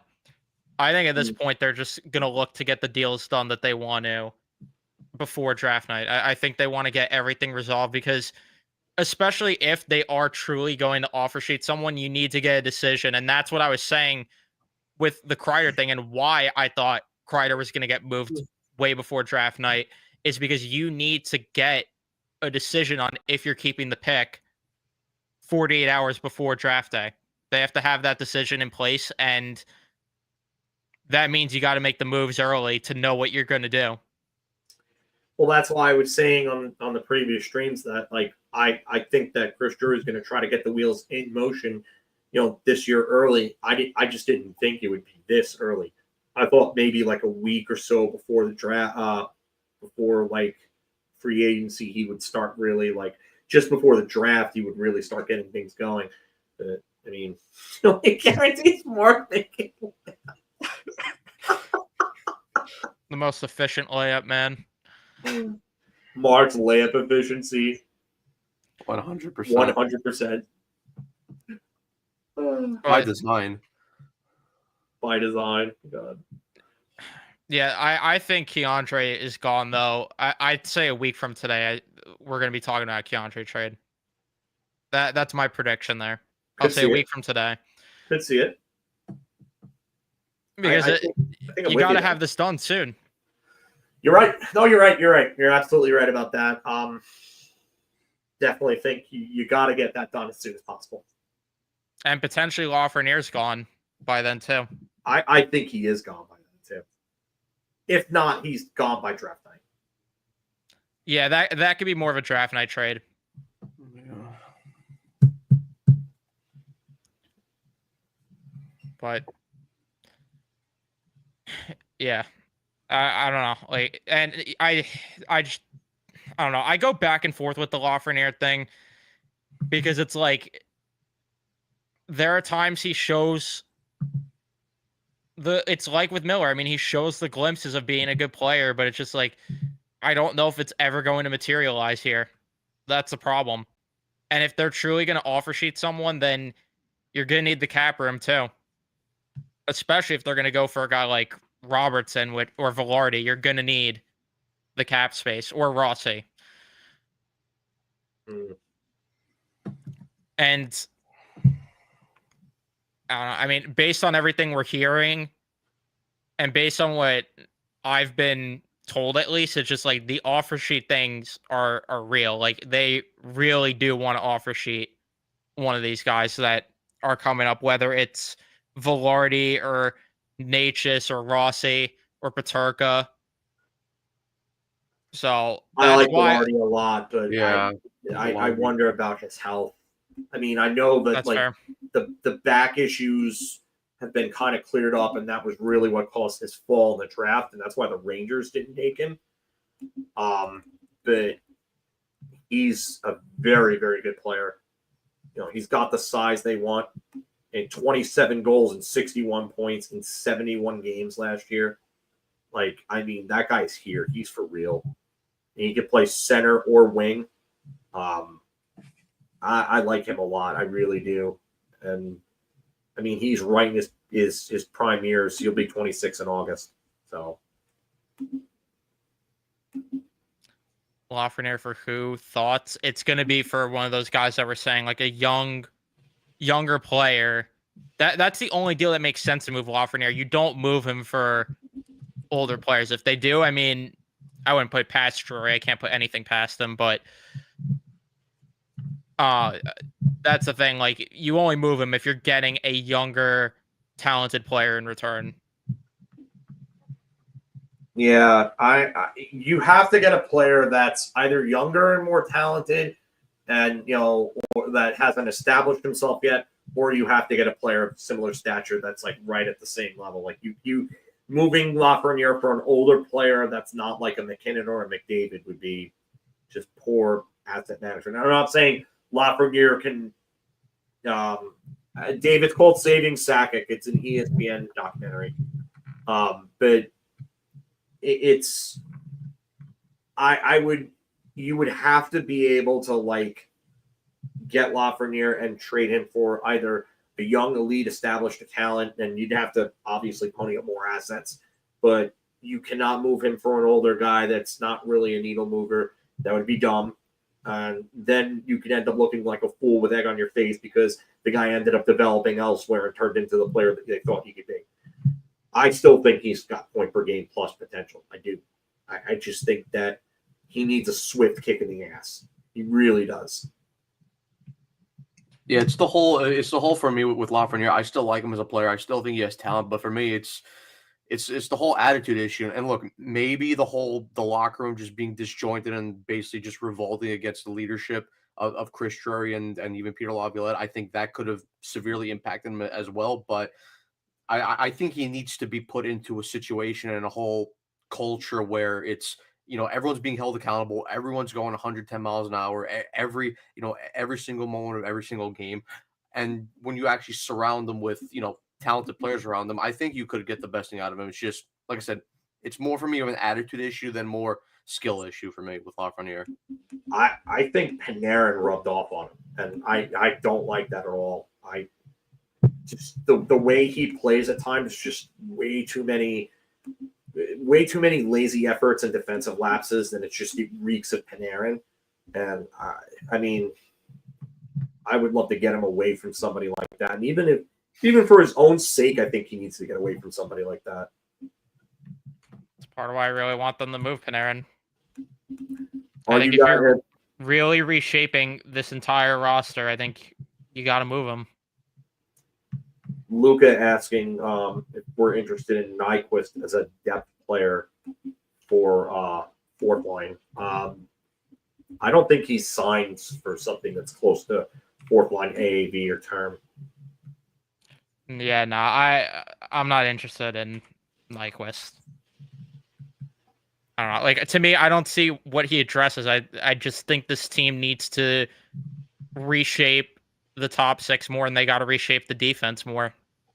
Like the depth, honestly, depth wise, they're in a decent spot in certain aspects, but like where does he fit? Because I think your third line right now, you have plenty of options that could be there, and I don't view him as a fourth liner, to be honest with you. I don't think he's a fourth line. I really don't think he's a fourth liner. I don't know if he even signs with maybe because of the bad year last year, but that entire team was just dreadful. I really don't understand what happened there. And then he goes to Minnesota and he has 7 points in 22 games. I mean, also again, not anywhere close to a point every other game, which is what Nyquist has kind of been for most of his career. Been like a 45 to 50 point guy. I mean, that 75 point season is a complete aberration. It's not going to happen again for him. But I don't know what he gives you. Like, if I'm going to go and sign a third line, like middle six forward, something like that, I'm going to want a bigger player who plays with an edge, has speed, and some skill. I don't think Nyquist's not a bad player. Like, I think he'll contribute wherever he goes next. But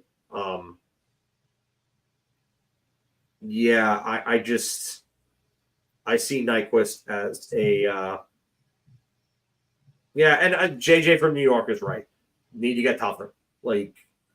And that's why, if you're gonna go do that, get me somebody that's gonna come in and be like that guy. Yeah.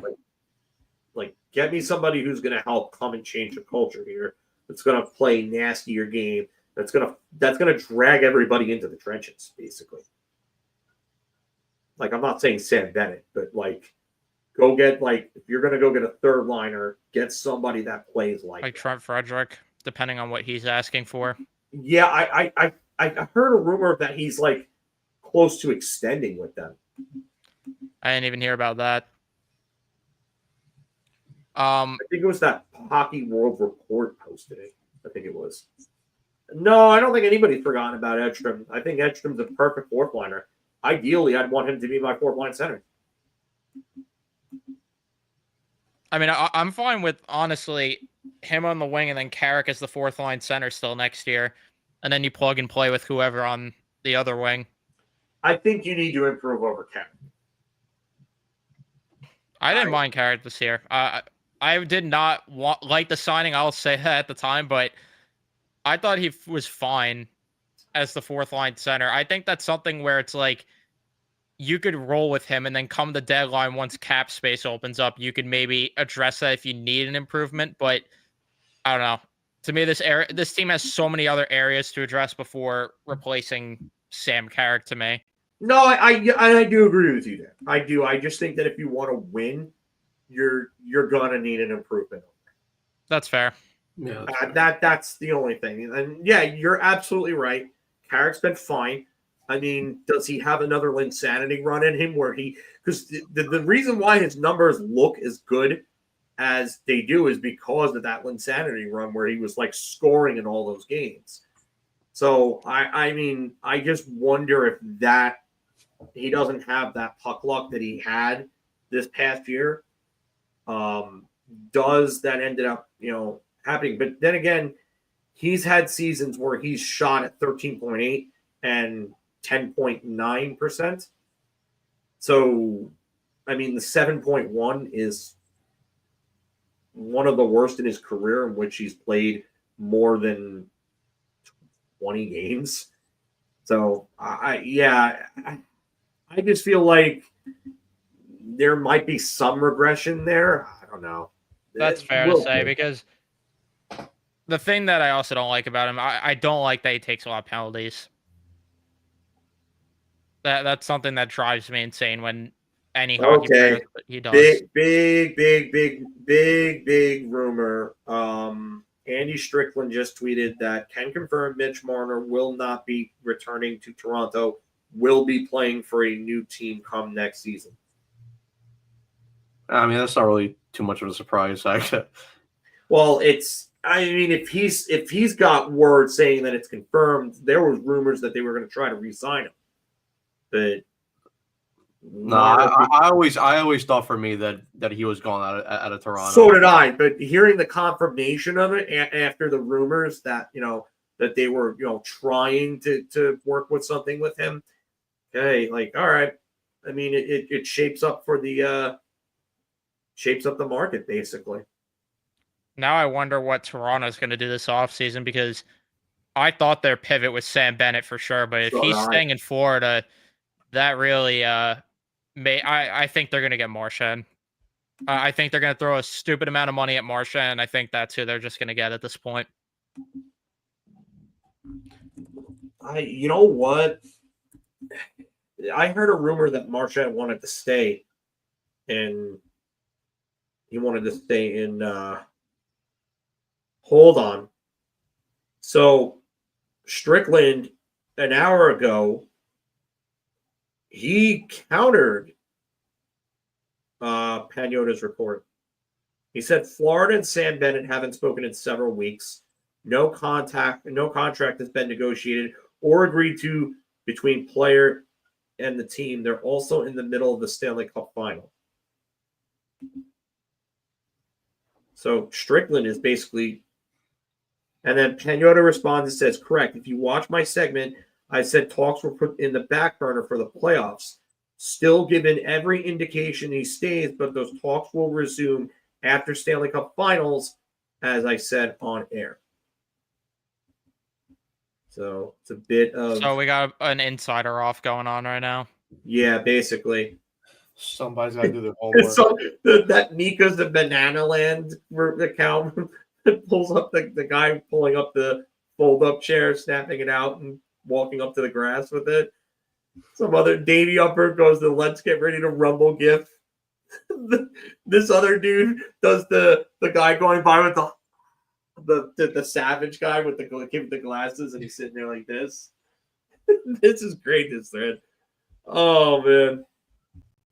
Internet is freaking great at times. Yeah, Rain. If anybody saw the Steve Dangle podcast one with Ray, or with Ray saying he was saying that, why would anybody want to sign with the Rangers right now? Like, it's a business. And he's like, if the only reason you want to sign there is doing New York, New York. I mean, honestly, Steve Dangle needs to lay off the crack.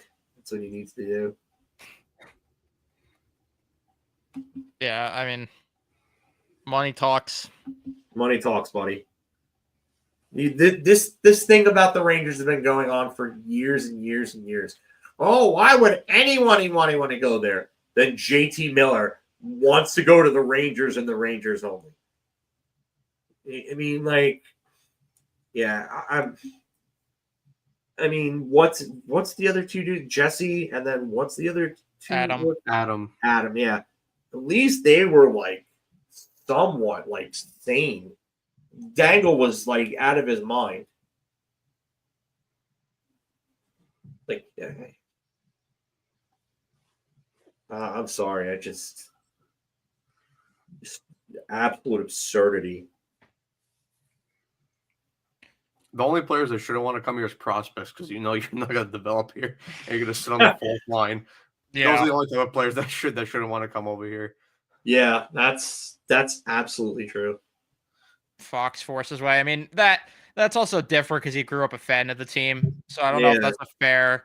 Yeah, I'm gonna go apples to oranges there. I don't want to, but yeah, I do think that this stuff is being overblown. And he goes, "Oh, they treated Kreider like shit," and then Kreider comes out later that day and said this was something he knew and talked about too.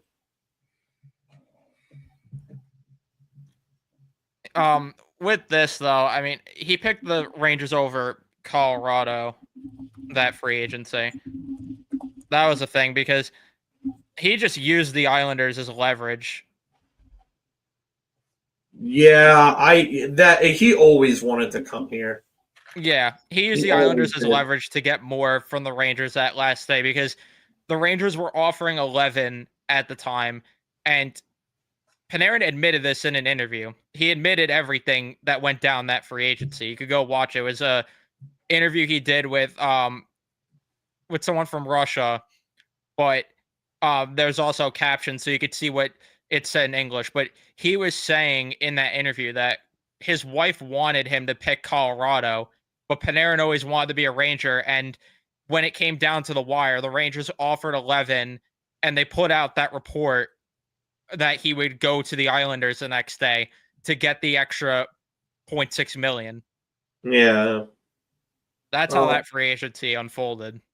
Oh, it's funny because McKenzie was saying Islanders, and he was convinced of it. Saravalli said Rangers, but there was a guy that actually had Panarin to the Rangers a week before everybody else did. This Czech reporter named Adam Papusek, I think is his name. I still have him as a follow on Twitter, but he had it a week before everybody else did. I'm pretty sure it was June 23rd. He posted a tweet that said Panarin to the Rangers. Yeah, and I remember a lot of people gave him shit like, "Who are you?" This and that. And then I remember I was like, you know what? I'll bookmark this. And I went back to it, and I was like, well, you got to give this guy his daps because he had it. He had it before Sarah. He had it 6 days before Saravalli did, and Saravalli had it a day before everybody else. And a lot of people were looking at Saravalli, and this was like when Saravalli was still with TSN, and he was kind of up and coming, and McKenzie was really kind of inching towards retirement. So, I mean, good for him. I mean, I just remember that being a scoop, and I was like, wow. I was like, this random Czech reporter I'd never heard of before had it before everybody else. And funny enough, I went through like his timeline, and like he had nailed a bunch of trades like in the previous few seasons before everybody else had it. Yeah, Shayna Goldman had the the Shea trade before everybody else too. She was right on top of that.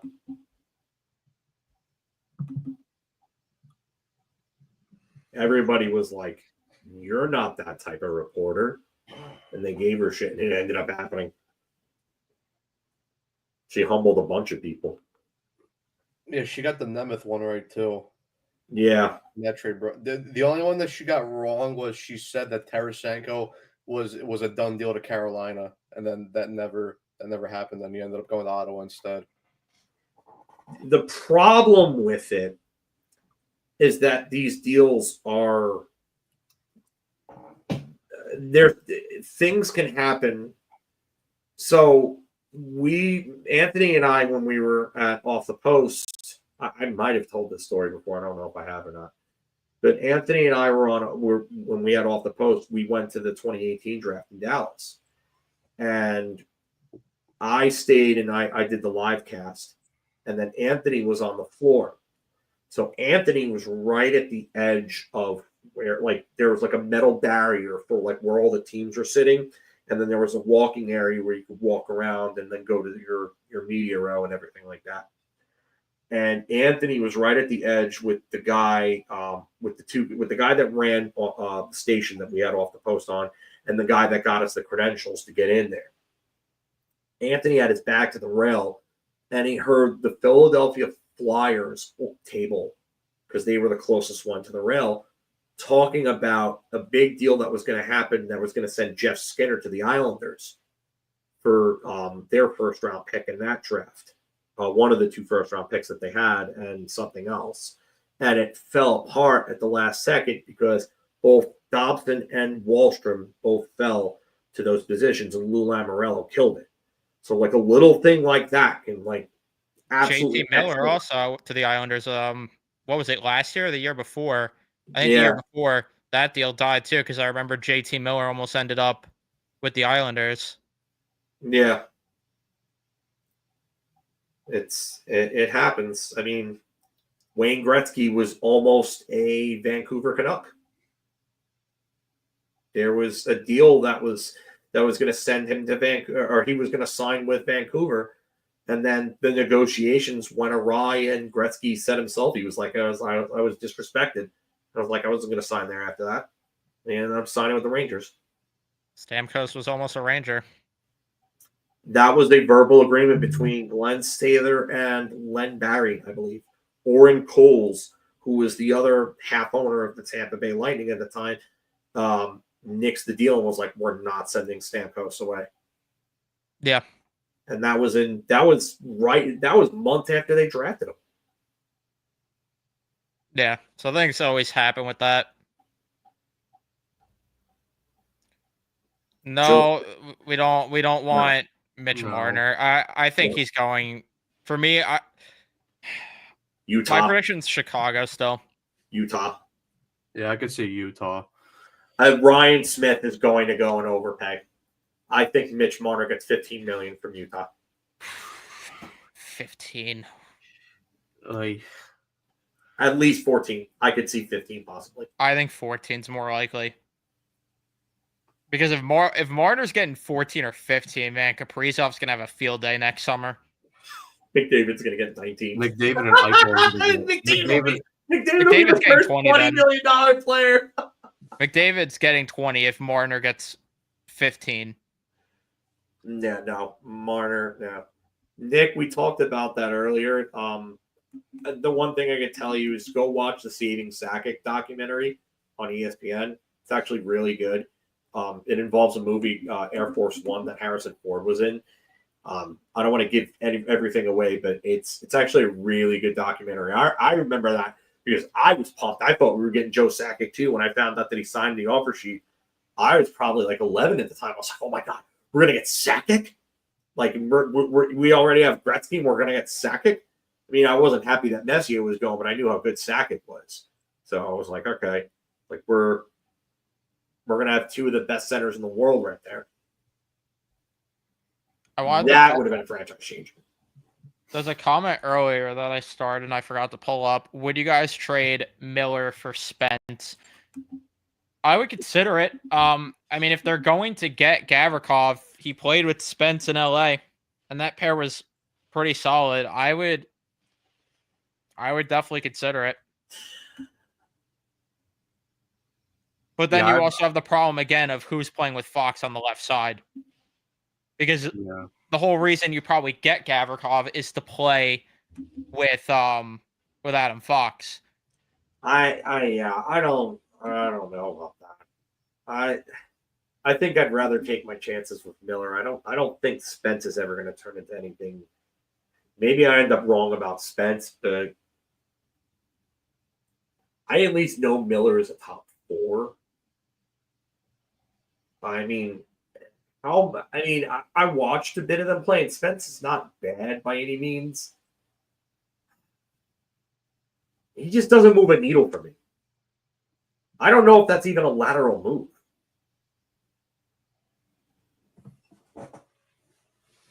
That's fair. I'd be intrigued if they get Gavrikov and those two get paired together. It's just really more the fact that then you have to still address who plays with Fox. Who's playing with Fox? So then you have to either go out and make another trade, or you've got to go sign another free agent. And honestly, I think Gavrikov is probably the best free agent defenseman available. So really, who are you getting?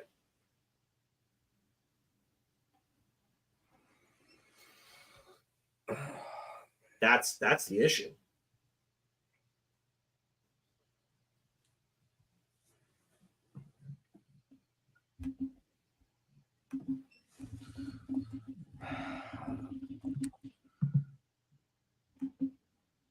Yeah, I think Marner's going there. Yeah, I could see that. I still am picking Chicago, but I could definitely see Utah. Like, to me, it's one of those two teams. Maybe Carolina.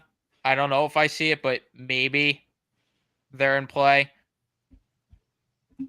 I've seen things about Montreal maybe being in play for him. I don't think Montreal's getting him, though.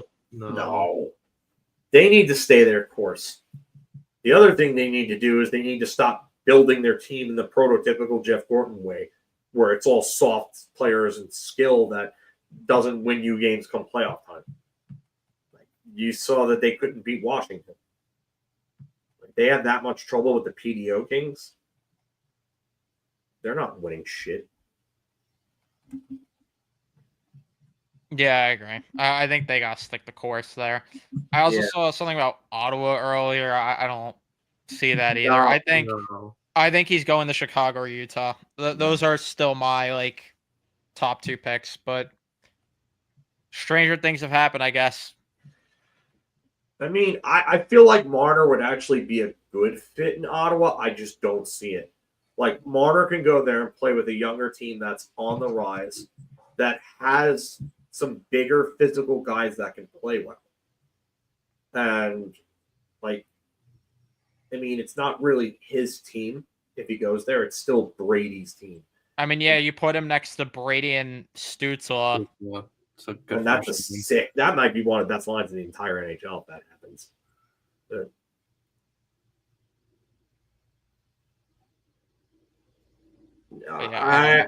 Anthony, I said that I could see somebody going like Glenn Sather, Bobby Holik, 2002, and giving that type of contract. I don't think 9 would be the AAV. I think it's between 8.5.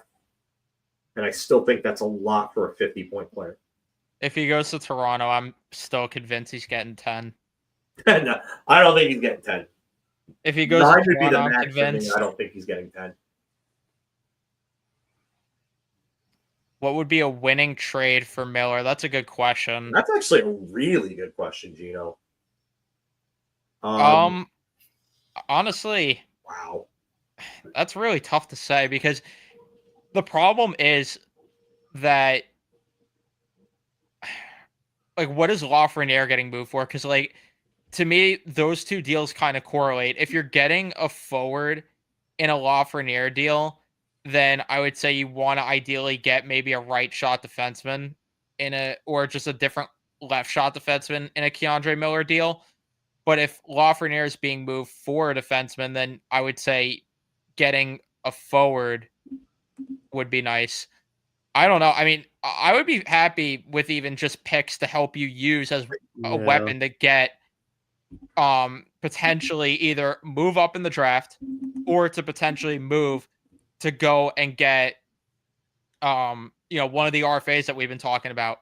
Maybe go and get a guy like Robertson, go and get a guy like Velarde, Rossi, whoever may be. Go use the Miller draft capital that you get as ammo. Oh, look who's in the chat now, Mr. By Design. Mr. By Design. I thought he was coming on. That's what I thought too, man.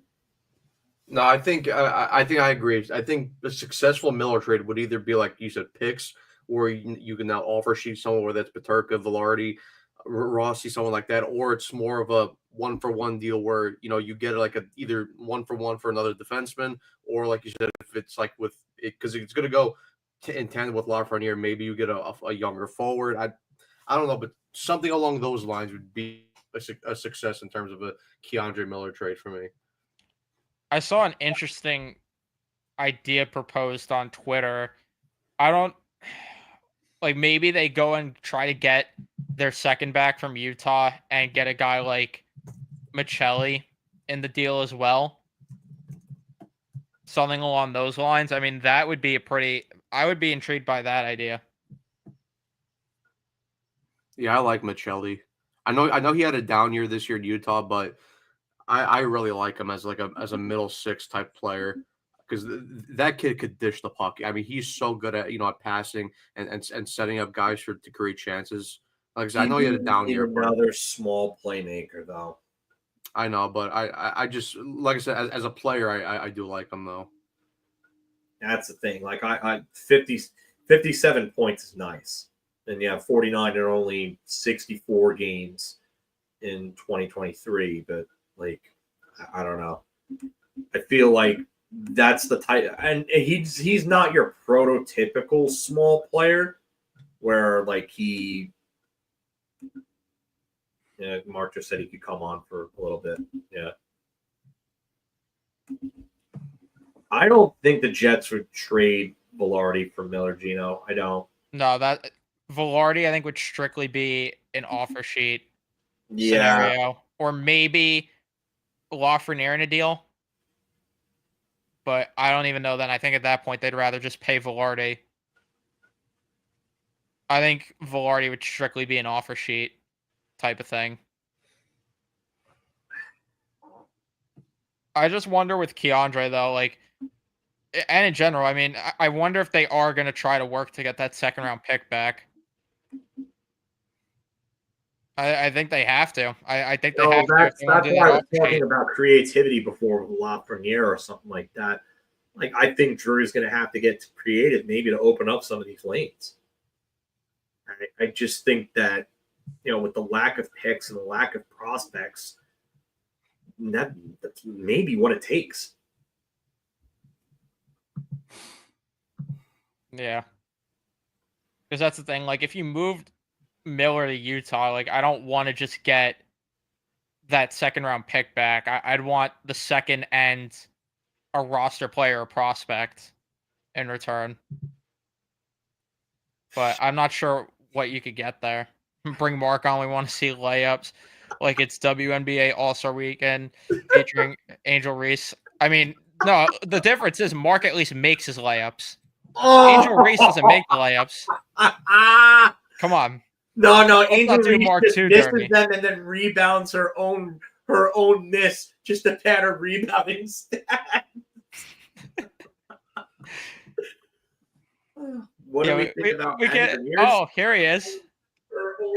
Hey. How you doing, guys? I just got to make sure I was able to mute. I was able to hear that I make the layups and that Angel Reese. You're the efficiency king, Mark. That was Dave. Knee bounds. Well, guys, I got to tell you, I've been a little bit Kreidered out this entire. Oh, there it is. I wish I had the voice for that to be layup. But yeah, just a little bit Kreidered out from this entire last 2 days. Like, oh God, some of the reactions that are coming in, I'm like the biggest fan of Chris Kreider, and I can't help but go, you got to be kidding me with some of these reactions. Like putting him as a top 10 New York Ranger all time. That's where I go, nah, I want to review that one. Yeah. Yeah, I was talking about it to open the show. It's like I opened TikTok yesterday, and the first 5 TikToks was something about fans crying about Kreider getting moved. This And is it's like why I don't have TikTok. Yeah, it's like listen, I'm not gonna tell you how to be a fan, but really, the guy quit on the team by the end of it. Like, really, this is what we're upset over? I No, don't but know. somehow it's Chris Drury's fault that all the players quit. Yeah, and I mean, I don't understand also the narrative because there are still people that are like, oh, Chris Drury once again handling a situation poorly. No, he didn't. I mean, Kreider commended Drury for being good with communicating with him during the entire process and was clear from the end of the season to the trade, you're going to get moved. So that's fine if you want to have an attachment to a player. I'll repeat it again. It's fine if you have an attachment to a player. It's fine if you're not happy that he's leaving and you're sad to see him go. But some of the reactions are over dramatic and for attention, and they're not organic. Like you can just tell which ones they are.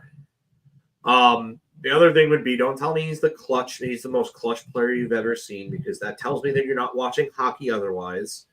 Phil, by the way, I saw a tweet, I think of a prominent Rangers Twitter guy, that he's more clutch than Henrik Lundqvist. Are you kidding? Who the hell said that? I'm trying to remember exactly who it was, but if anybody says that, then they are completely out of their minds, because that guy, you want to talk about Kreider being an elimination game guy, it's Henrik Lundqvist. That's the elimination game guy. And he's not only that, he is also Mr. Game 7. Fuck Justin Williams. Henrik Lundqvist is Mr. Game 7. yeah, because the only 2 games he lost, he allowed 2 goals. I understood the reaction to Henrik Lundqvist, even though I think him being bought out was overdue, and he was well past his time. I at least can understand it, because that guy almost dragged them to a cup. And yeah, only 1 loss in Game 7s. I think he's 6-1 or 7. No, he's got 2 guys. He's got 2009 against Capitals when Sergei Fedorov hit his shot off of Wade Redden's skate. I can't hear the next one. Oh, and the Tampa Bay one. Yeah. And the Tampa Bay one, where the Rangers pressed in the first period and then said, good game, everybody. Like, yeah. That one hurts. To put it in perspective again, sorry. That Game 7 loss was not on Lundqvist. They got shut out. They got shut out in Game 5 and Game 7. Listen, there were games in that series where you needed him to be better, but Game 7 was not on him at all. Game 7, I still say 1, Game 2. Game 2 and Game 3 were kind of not his best. Game 3. Game 2 and Game 3 were bad. Go back and watch the condensed games, guys. He was lights out in 4, 5, 6, and 7. He let up 3 goals in Game 6, the Brassard hat-trick game. Come on, in 7 or 8. But he's never going. They were that game. Even though the score tells you otherwise, Tampa could have won that game. I watched that game, and I tell you right now, Tampa could have easily won that game if Lundqvist was not as good as he was in that game. But if not for his longevity, would you put Chris Kreider over Ryan McDonough? No, I think McDonough was a better Ranger. I think he was a better Ranger, but like Kreider, you're going to look at longevity and say that Chris Kreider was. And I'll tell you right now, outside of Brian Leach, Ryan McDonough has had the best postseason of any defenseman I've seen in my lifetime in a Ranger uniform. That 2014 postseason, he was incredible. He was a force. So, and he did it with Dan Girardi, who never belonged anywhere near a top pairing with him. Which, by the way, just imagine if they had somebody competent next to McDonough. Girardi doesn't fall down in overtime in game one. They probably win game one. I mean, who knows what happens with game two, especially if they actually get the call on Dwight King. Maybe they go up 2-0 heading back to LA. It's a different series. We're not talking about a 30-year cup draft. I still hear the post ringing from the McDonough slap shot in overtime from game 5. Oof. And there was a lot of those posts that happened the entire time in that series. That one, and then the Slava Voinov stick just getting Rick Nash's shot. Yeah, that's just not. But again, putting this in perspective, because I know, and again, everybody talking to the guy that said he was the vice president of the Chris Kreider fan club for the longest time. So just let's get a hold on it. I mean, we talk about Phil's favorite nickname for him is Kreider, the friendly ghost. And yeah, because he just appears and disappears. Sometimes there's great players that do that. Zygmunt Palffy is one that comes in mind. He's just, you're like, where is this guy? Bang, he puts 2 in the net.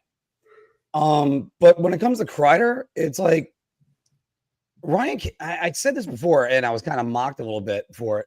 Ryan Callahan, you can compare, was a better New York Ranger than Chris Kreider was, even in a short time. He was actually the captain of the team. Every game he made his presence known.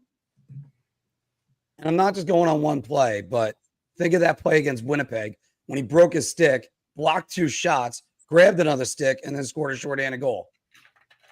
Yeah, and that's why I said yesterday that I think that I would take Ryan Callahan in a game 7 over Chris Kreider, because I know that I'm going to get 200% from Ryan Callahan. I don't know if Chris Kreider is going to show up. Chris Kreider ever score in a game 7? Oh, that's a good question, actually. He didn't against the Johnny Capitals. Lazarus He said it didn't was the against the worst thing he Senators. ever heard. I mean, I don't think Johnny Lazarus did the research. And I love Johnny, but I don't think he did the research. We all love Johnny. I don't think he did the research. He didn't score. He didn't score game 7 against Philly in 2014. He didn't score against Pittsburgh. Yeah, because by the way, 2014 should have been, if I recall correctly. Nothing against.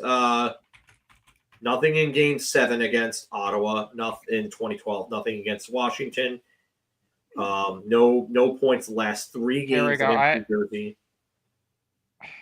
I have the stats for him in game 7s. So he has 3 goals in game 7s. 1 against Pittsburgh in 2022. 2 of them against Carolina in that same playoff run. And he has 1 assist, and that was in 2013 versus Washington. So he's still putting up his Cy Young numbers in game 7. Assist. He dropped the puck off to Aaron Asham, and he fired it in. Yeah, so he was still putting up the Cy Young numbers in game 7s too. Okay, well, I'm going to do this on a game by game. All right, so first game 7 was Ottawa 2012, nothing. Second one was Washington 2012, nothing. The third one is game 7 2013 Washington. He had an assist, so he's got 1 in 3 games. The next one is 2014 versus Philly. No, he wasn't. He didn't play in that. Versus Pittsburgh. Yeah, because he was injured. And I have it up. I have it up next to me. Yeah, it was versus Pittsburgh. Yeah, and that's no points in that one. So that's 1 point in 4 games. Washington, by the way, 2015, nothing. Just to give a side note, that's the armpit save game for Henrik Lundqvist. Yeah. Tampa Bay, 2015, nothing. And then it's 2022. And then 23 against the Devils, by the way. He was a -4 in that game. Yeah. How about against the Penguins, you said, in 2021? 2022, I mean. yeah. That was outside of that in the Carolina game in 2022. Yeah, he's not like a game 7 player. He's a very good playoff player. He's 7-1 in game 7s because some guy named Henrik Lundqvist helped him get a lot of those wins, buddy.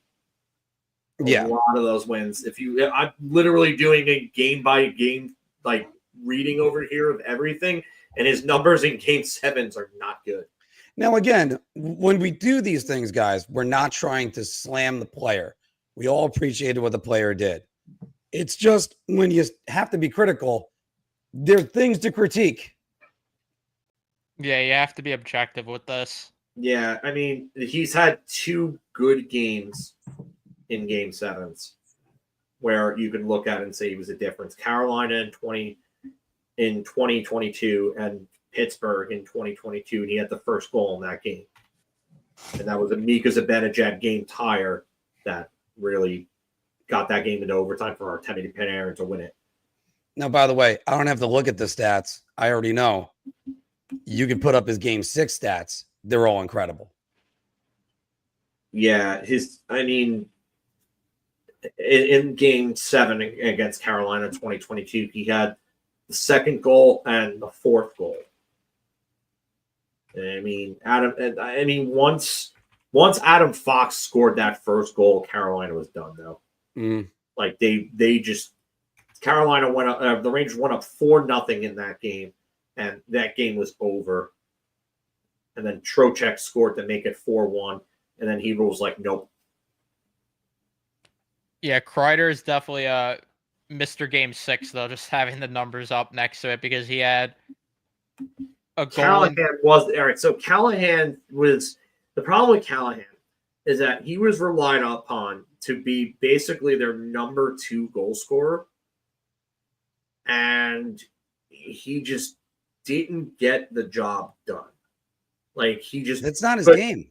That wasn't his game. He was miscast. Like when I look at Ryan Callahan as a Ranger, he shouldn't have been the guy to carry as much of the goal scoring load as he was asked to carry. And Marian Gaborik not helping him out as a Ranger didn't help him at all. But I will say this, like if you have Callahan on your third line and you have him in a playoff game, I'd rather have him there than Kreider on a second. Evan, you were saying about Game 6? Yeah, I'm saying it in Game 7. No, but Evan had the Game 6 numbers. Yeah, in Game 6, he has 10 goals, 3 assists, and is a +4 in those games. I have to count it out here.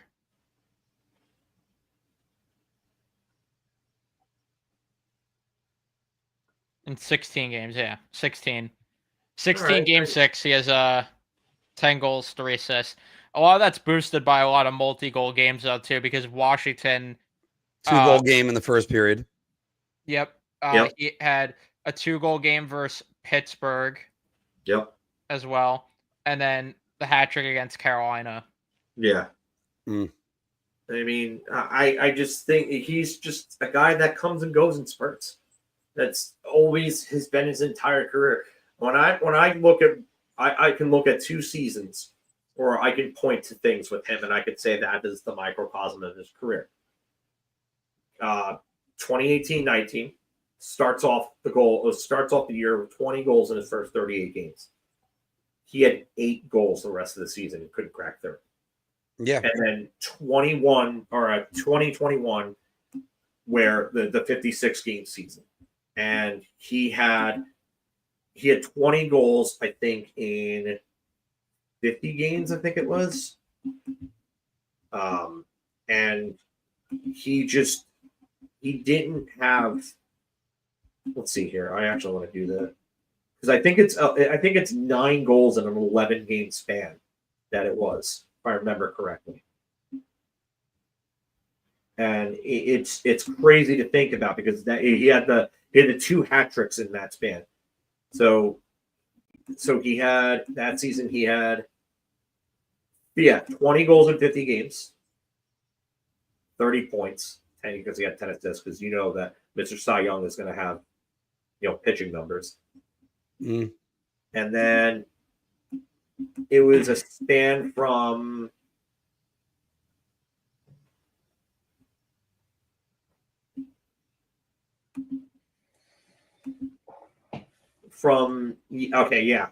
So it was a span from February 20th against Washington to the March 4th against New Jersey.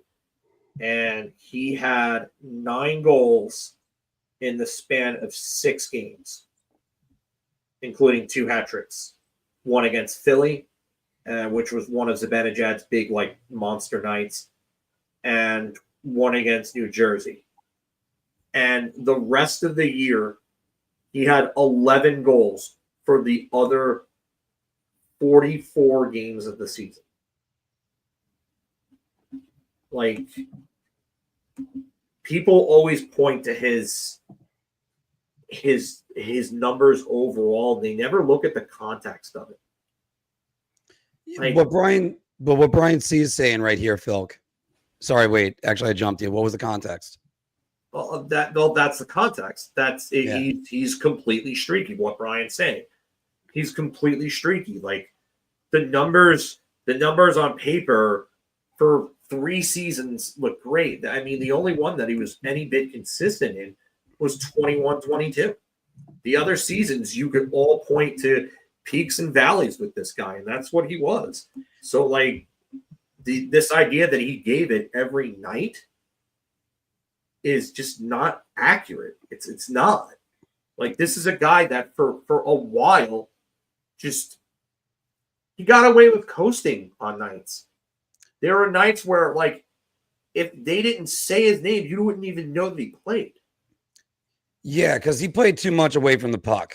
And he's sort of like a little bit of a throwback to say like a Mike Gartner who didn't play exactly much with the puck.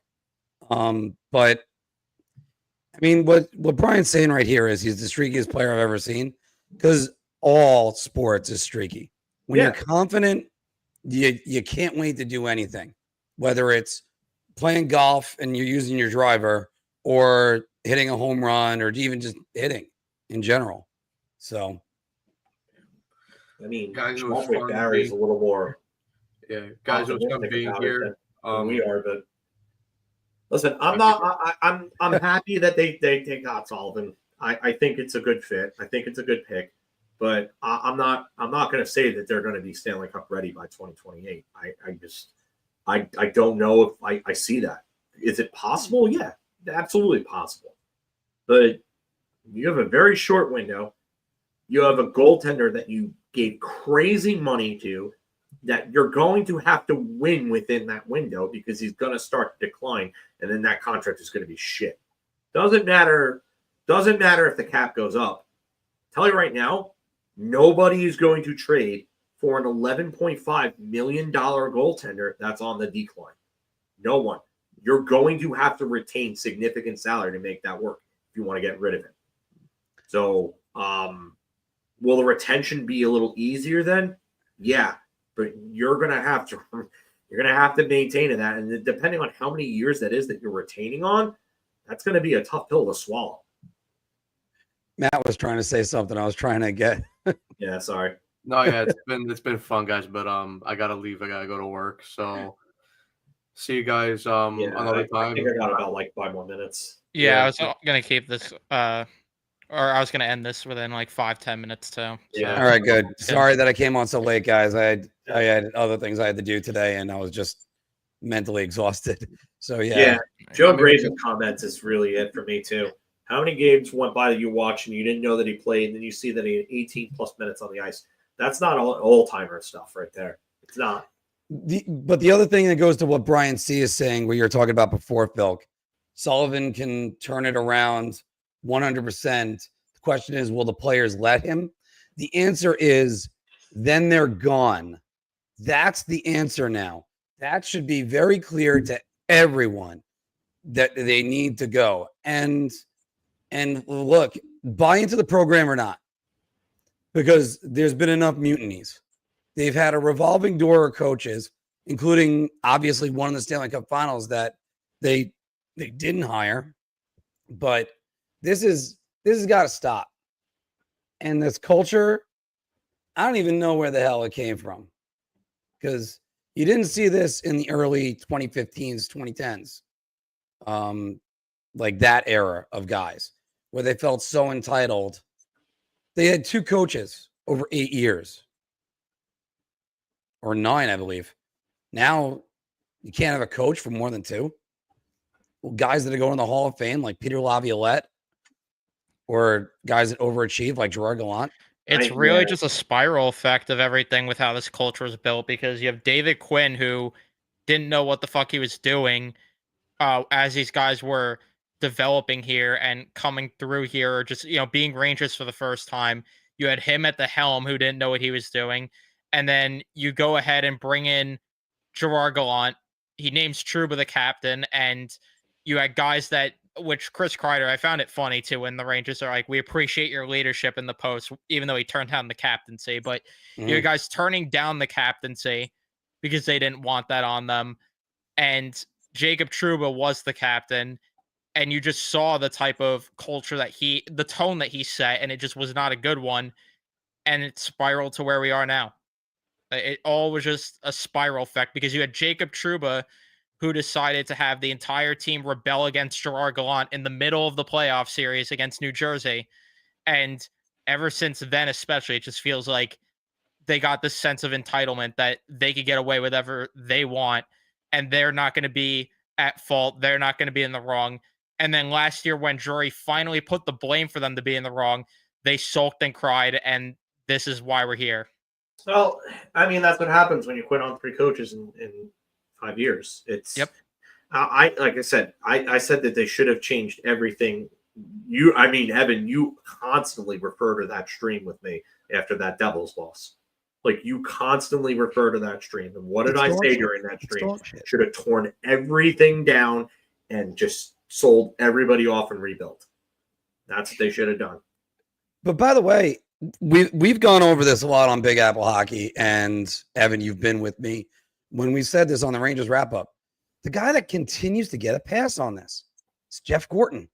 I'm sorry, Ranger fans. He wasn't as good as what you remember. He's that one that you look over and you're like, oh, I wonder what things would have been like if he stayed. No, would have been a disaster. What was the plan for Kakko and Lafreniere? The Tom Wilson shit would have kept happening. That's what would have happened. Right. He's part of the enabling of all this stuff. You bring in Jacob Trouba, sign him forever, and allow him a clause in his deal to basically play hardball. Thank you very much, Jacob. And I don't want to hear anything about being a family man, because there's a lot more businesses that move around a lot that need to worry about things more than Jacob Trouba does. And then this was all that contract was worthless about a month in, and we all saw it. Who's saying that the Rangers are going after Rossi? That comment. No. I'll give you time to type that out, boxing, but yeah, I want to see who's saying that they're going after Rossi, because I haven't seen anything about that. Could just be I'd be open to it. I'd definitely be open to it, but I haven't seen anything. I mean, I just think JJ Peterka is the guy they're going to go after, and come hell or high water. I thought Mikkola walking was definitely a mistake, but I mean, I think he developed I think he developed better in Florida than he would have here. That's just me.